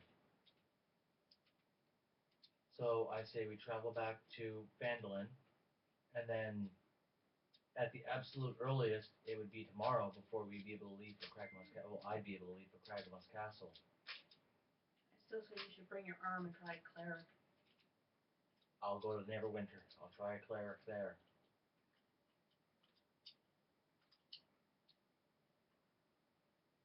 I'll function with my left arm. That ringmail will fit me. I know that's Bazin's. Can I wear it? He starts to don it as best as he can with one arm. Tybalt helps him. I'm using some sinew to tie up the rings around the base. Okay. Of his stump, so his stump is protected. Yeah.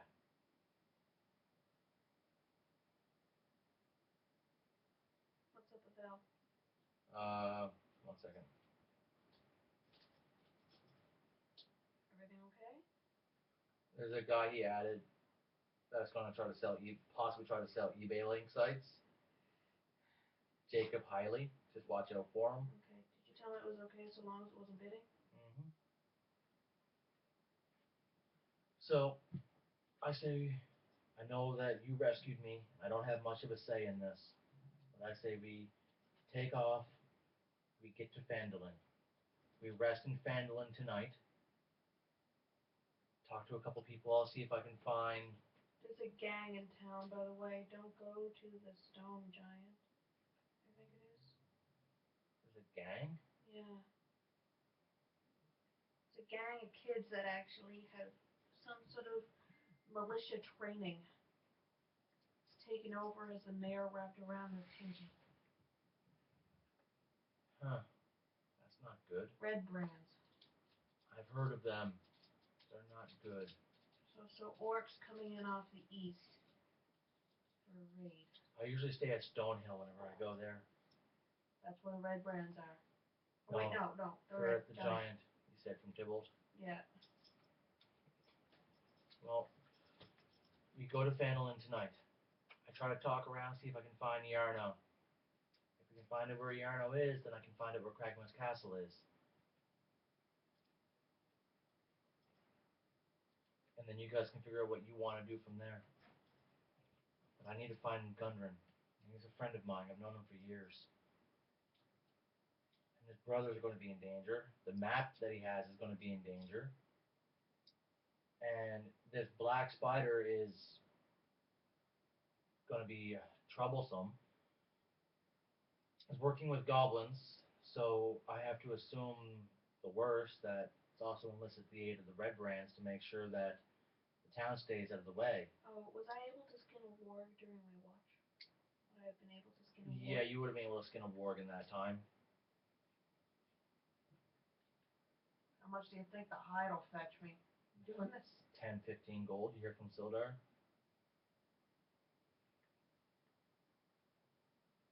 Should we skin the other two on the way out? Like, give us some pocket change to get some potions. Yeah, we should. I think you're right. That would be the smartest thing. You hear from Tybalt.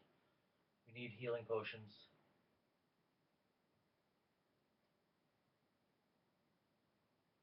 Let's go skin them. Well, you show me how to skin one and I'll try to not butcher it. It's pretty easy, just pull.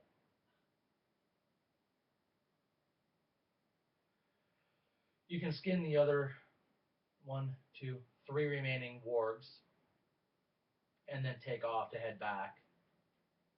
7 hours. We have daytime. We'd be getting there just as sunset.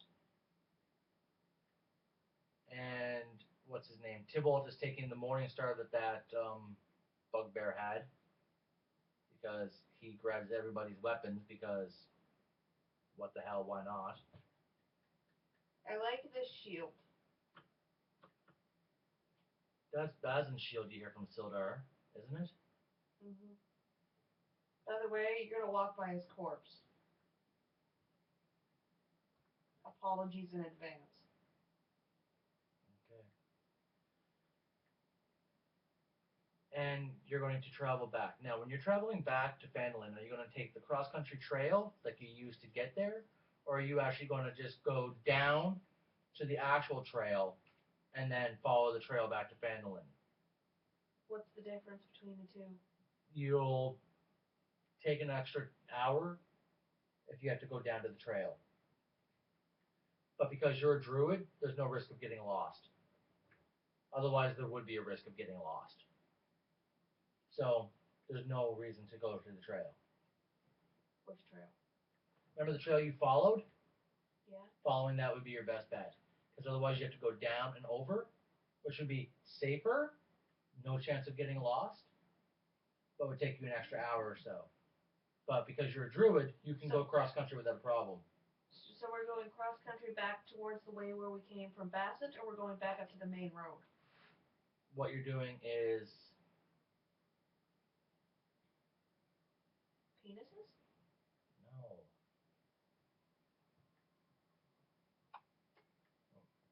Here. Mm-hmm. You went up like this, and then you went off the trail and followed like this. You had to follow the goblin. Your cursor. You went off the trail and followed like that, because that's how the goblins took them there. They didn't take the trail. So you can either go back this way and make a survival check, or you can go straight down and then follow this actual trail. It'll take you an extra hour and a half, but you won't have to make a survival check. Your choice. It's a simple survival check. You shouldn't have any problems at all doing it. So we're going to go back the way Bassett did. So this direction. That's the way? What do you guys think? Cross country? Yeah. Yeah, we're going to go by Bassett's body then. Make your survival check.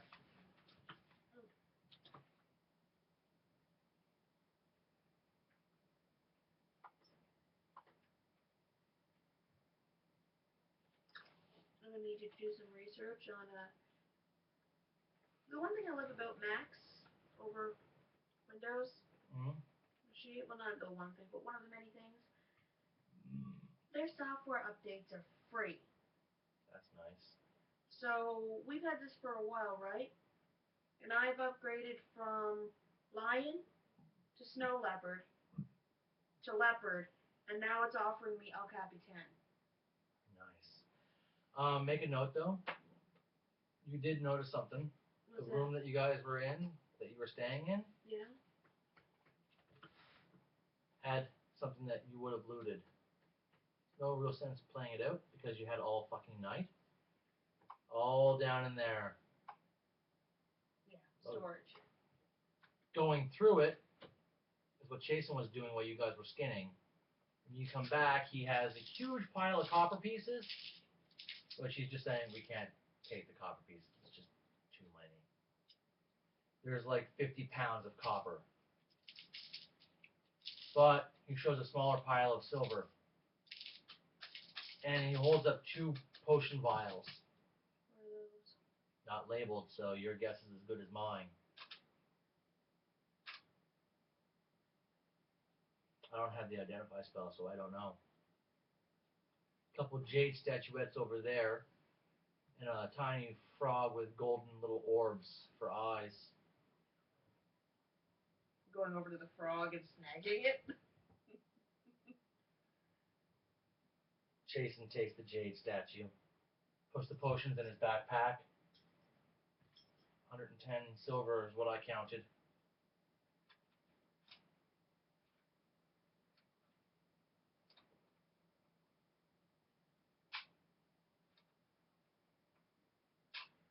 I don't know what we should do with these potion vials, though. Do you want to risk chancing what they are? Or wait till I get identified?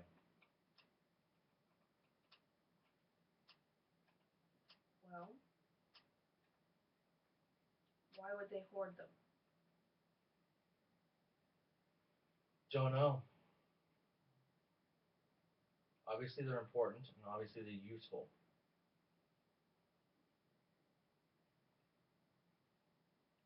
So they're probably potions of strength, potions of protection, potions of healing, something combat based to help them. Otherwise they wouldn't be hoarding them.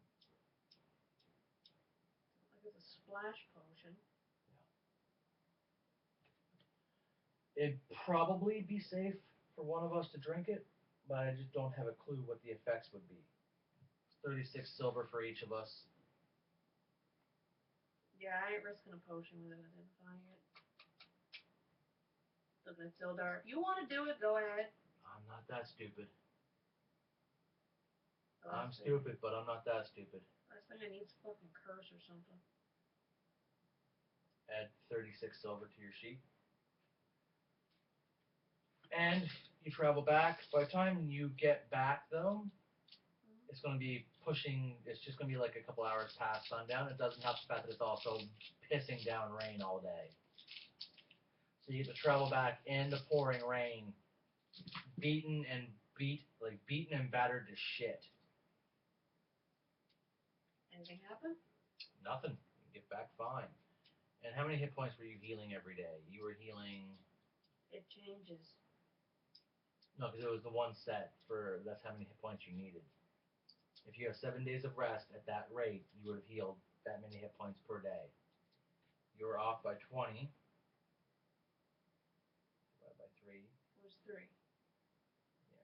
You were healing 6 hit points a day. Yeah, but it only takes us a few hours to get back. Yeah, well, it takes you about 6 to 7 hours to get back. We wouldn't heal again. No, that night you're going to heal 6 hit points. 6. Mm-hmm. Why 6? Because that 6 every day for 7 days will heal you up. But it's 3. Oh, sorry. Wait. It is 3. My bad. I divided by the wrong number. So every day you're going to heal 3 hit points. So the next day you'll add another 3 hit points to your character. When we get back, I'm using Goodberry and healing myself. And You get back into Phandelver that day just after sunset.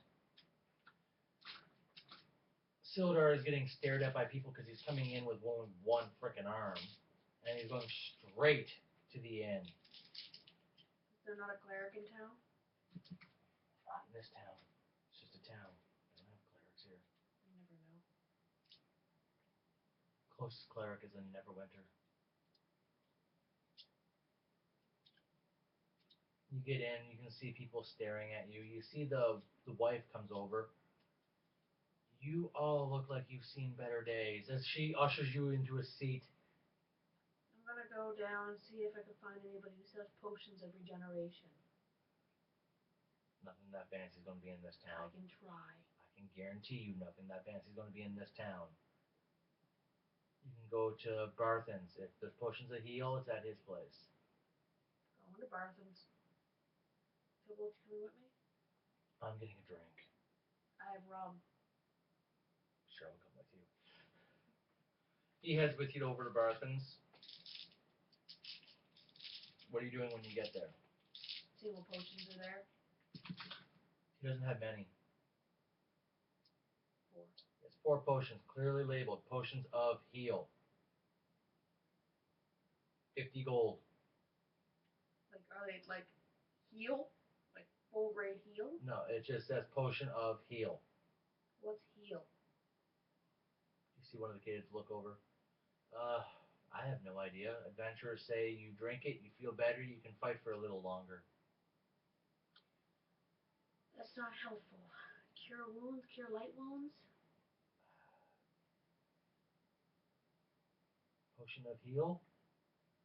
Your character knows for a fact at 50 gold, it's not a heal spell. At 50 gold, it's the first level spell, Cure Wounds. Which I can do myself for free. Yeah. Tybalt looks at that. 50 gold. I'll take one. How much for warg skins? Chuck! I'll give you another potion of heal for all those warg skins. Looking at Tybalt. That's worth it. You help me skin, so. We'll take the deal. Grab another one. I'll hold on to one of the potions. You hold on to the other one as he passes it to you. In the bag. There's a weaponsmith in this place, isn't there? Looks over at the kid, and the kid just shakes his head, yes. Where is it? Down the road. That doesn't help me, kid. What the hell's the name of the place? Oh, sorry. I'm just baffled by, as he picks up the warg skin. You killed wargs? 4 of them. And a bugbear. Wow. It's straight down the road. It's on the other side of the town square. It's called Lion Shield Coaster. I'm going there next. Let's pop in on the way, because we're not far. Make sure Jason's still doing okay. We'll head over. Sounds good to me. You pop back in. They're just drinking and eating. Jason, get us rooms again. We're heading to the weaponsmith. Do you need anything? Spellbook? I'm good. Components? Still good. I need oil. You go over to the weaponsmith. Yep. I'm stopping at Barthen's on the way and grabbing a pot of oil. Because mine went missing. Oil. I think it's like a silver. 1 silver. For a 1 pound thing of oil. When you get into the Lion's Shield, it's a very simple, decently sized blacksmith weapon shop. The overall size of it is pretty good.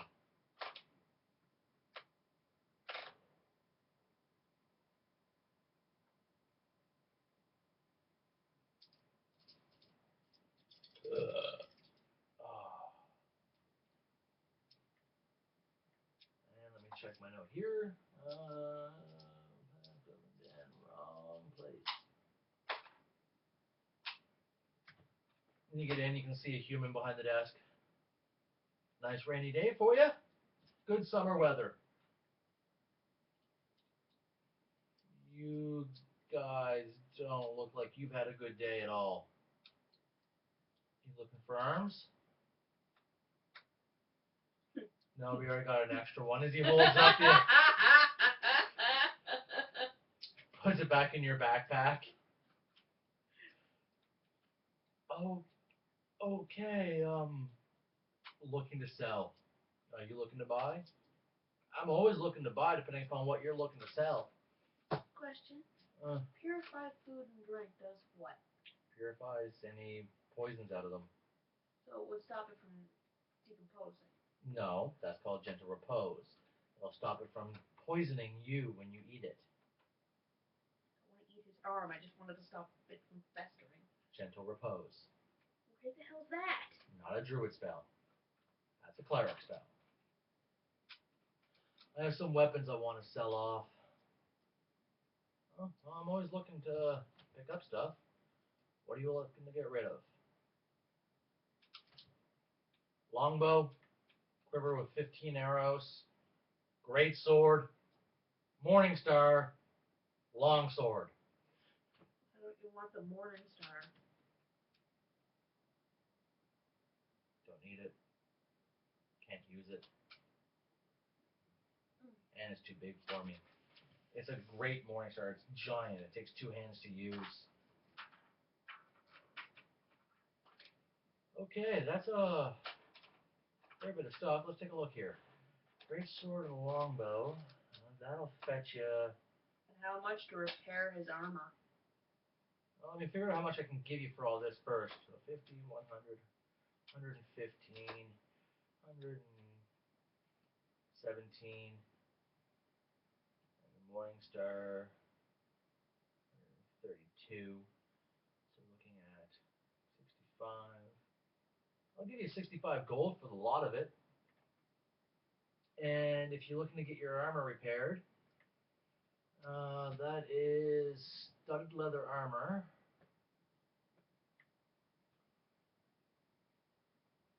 It would take a couple days to repair the armor, just so you know.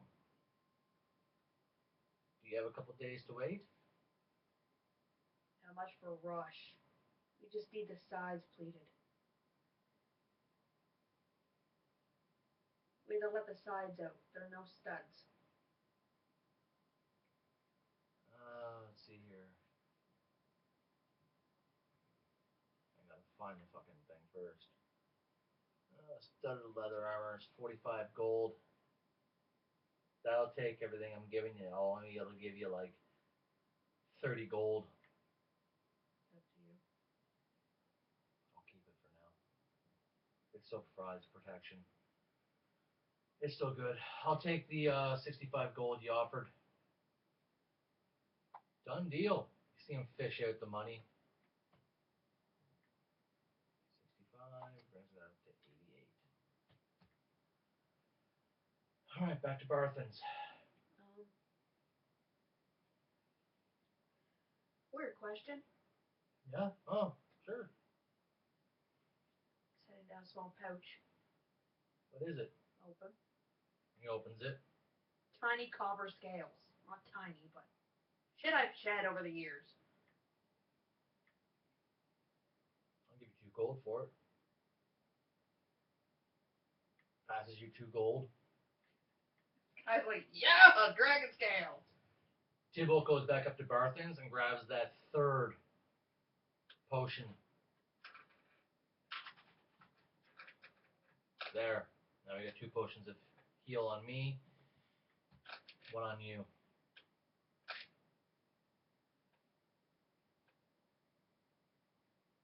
You go back over to the inn.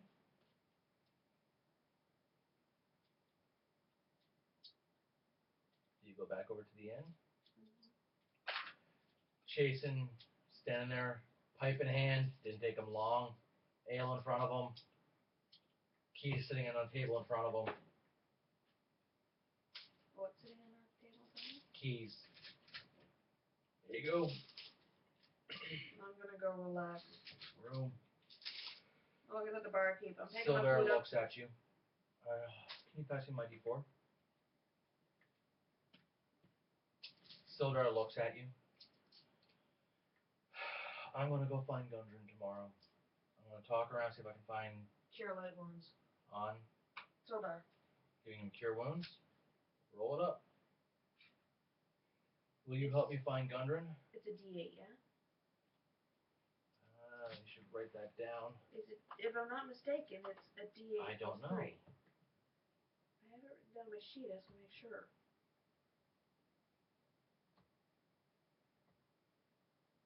It says 1D8 plus mod. Then it's 1d8 plus mod. Damn it. 10. So he's up to 16. He's halfway there.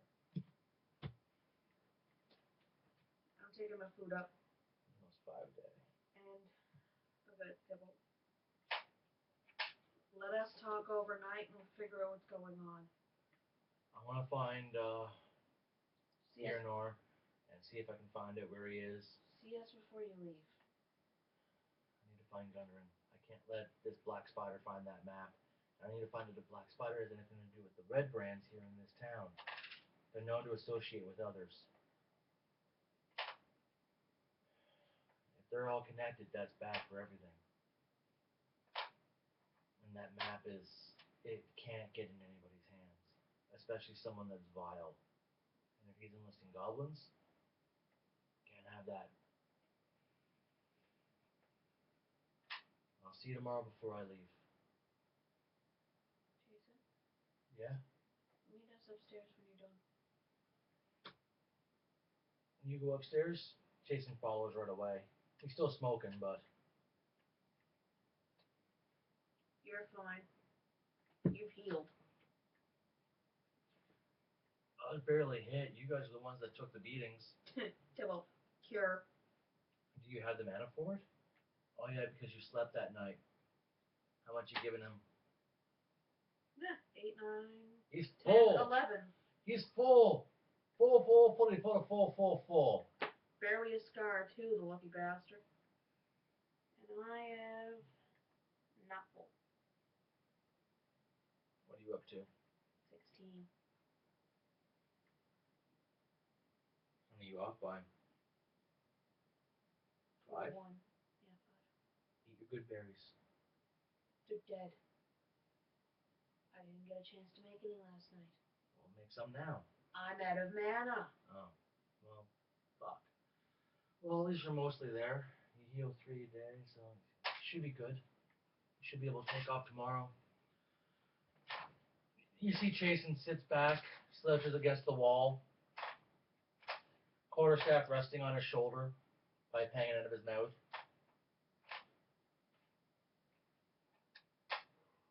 I'm starting to whittle. Can I see a D20? D20, 20, 20, 20, 20, 20, 20, 20. D20, 20, 20, 20, 20, 20, 20.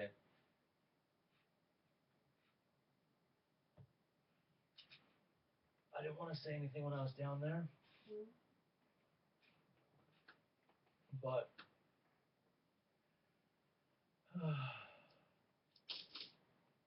black spider. I know a little bit about that Why? because I still don't know if we should fully trust Sildar or not. How do you know about Black Spider? I'm a student of lore and history. I know Black Spider likes to hire out people. He always works with others. That part I know Sildar is saying is true, because it matches what I know of him. Black Spider likes to hire bugbears, orcs, humans, anybody that'll work with him. So it's very likely that Sildar is telling the truth, that Black Spider hired the Red Brands. And probably the orcs. And goblins. Most likely. Black Spider is dangerous, I guess would be the best way to put it. He's cunning. From what I know, he's also a dark elf. You ever heard of the Drow? Mm-hmm. lore, but They're vile, evil creatures. All they care about is destruction of the surface world. I don't know any much more than the fact that they hate anything that's not a drow. wait.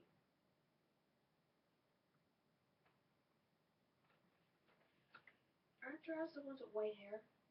White hair, They said that the elf. but they have pitch black skin. And sometimes elves have fuck ups. You're thinking he might be the black spider? He has silver hair, says he's 100 years old, an old adventurer that isn't around anymore.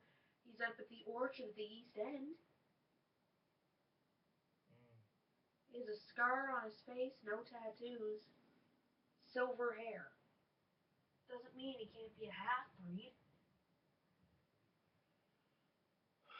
That's true. I know the black spider is dangerous.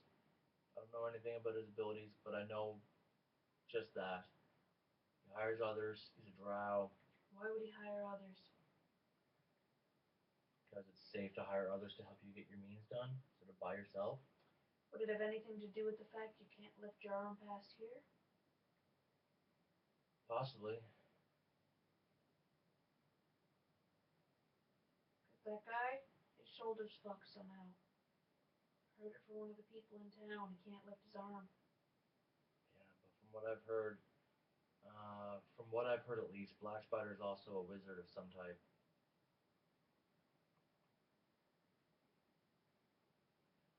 It could be him. We'll have to check it. Guaranteed we'll have to check it. But it might not be him. He's a wizard. He's a drow. He hires others and enlists them in his aid to get things done. But I say we sleep on it. Tomorrow morning, over breakfast, we talk about what we want to do next. Because we just fucked up a lot. And if this Black Spider is behind any of this, he knows we fucked this up because we made our presence known in this town. The Red Brands know we're here. Which means he'll know what we've done. Which means I'm stuck with another fucking loose end.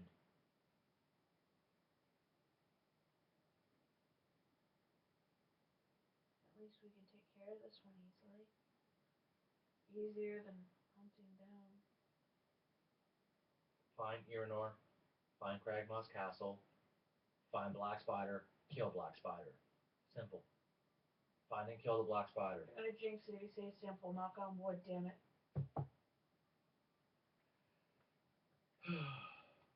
But I want to go get sleep.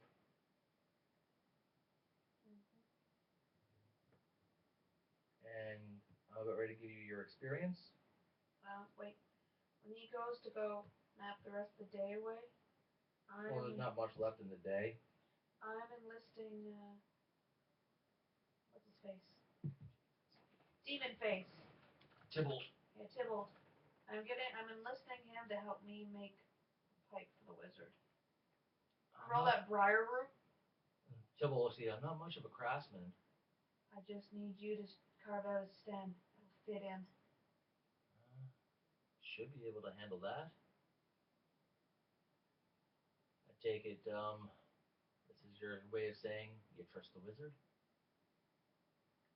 Well, he hasn't killed us yet. Bastard didn't get fucking hit, though. That pissed me off. You got hit a lot. Yeah, I know. What was with that? Do I smell like dog food or something? I think so. He'll help you as best as he can. Look at your character sheet. Tell me how much experience you have. 430. 430? Yeah. Increase it to 1680. Holy fuck nuggets.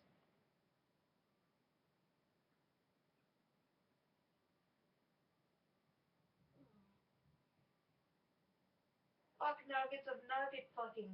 Fuck nuggets of nugget fucking. What do I have to get to get my next level? 1 second.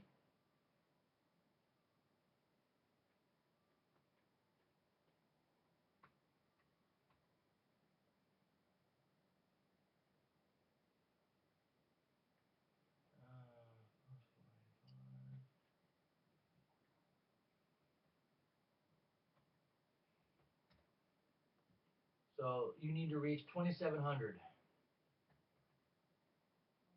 So your next level is at 2,700.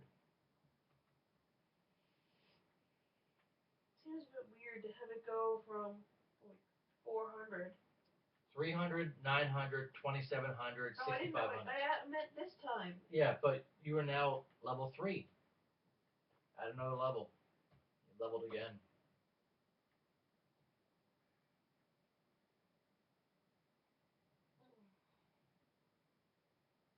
And that is where we're stopping, ladies and gentlemen. We are done. Thank you for sticking around for the entire part 1 of the Lost Mines of Phandelver. Penises.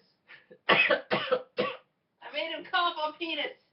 Probably next week we'll pick up with the second half of this module. Llama. Cheers.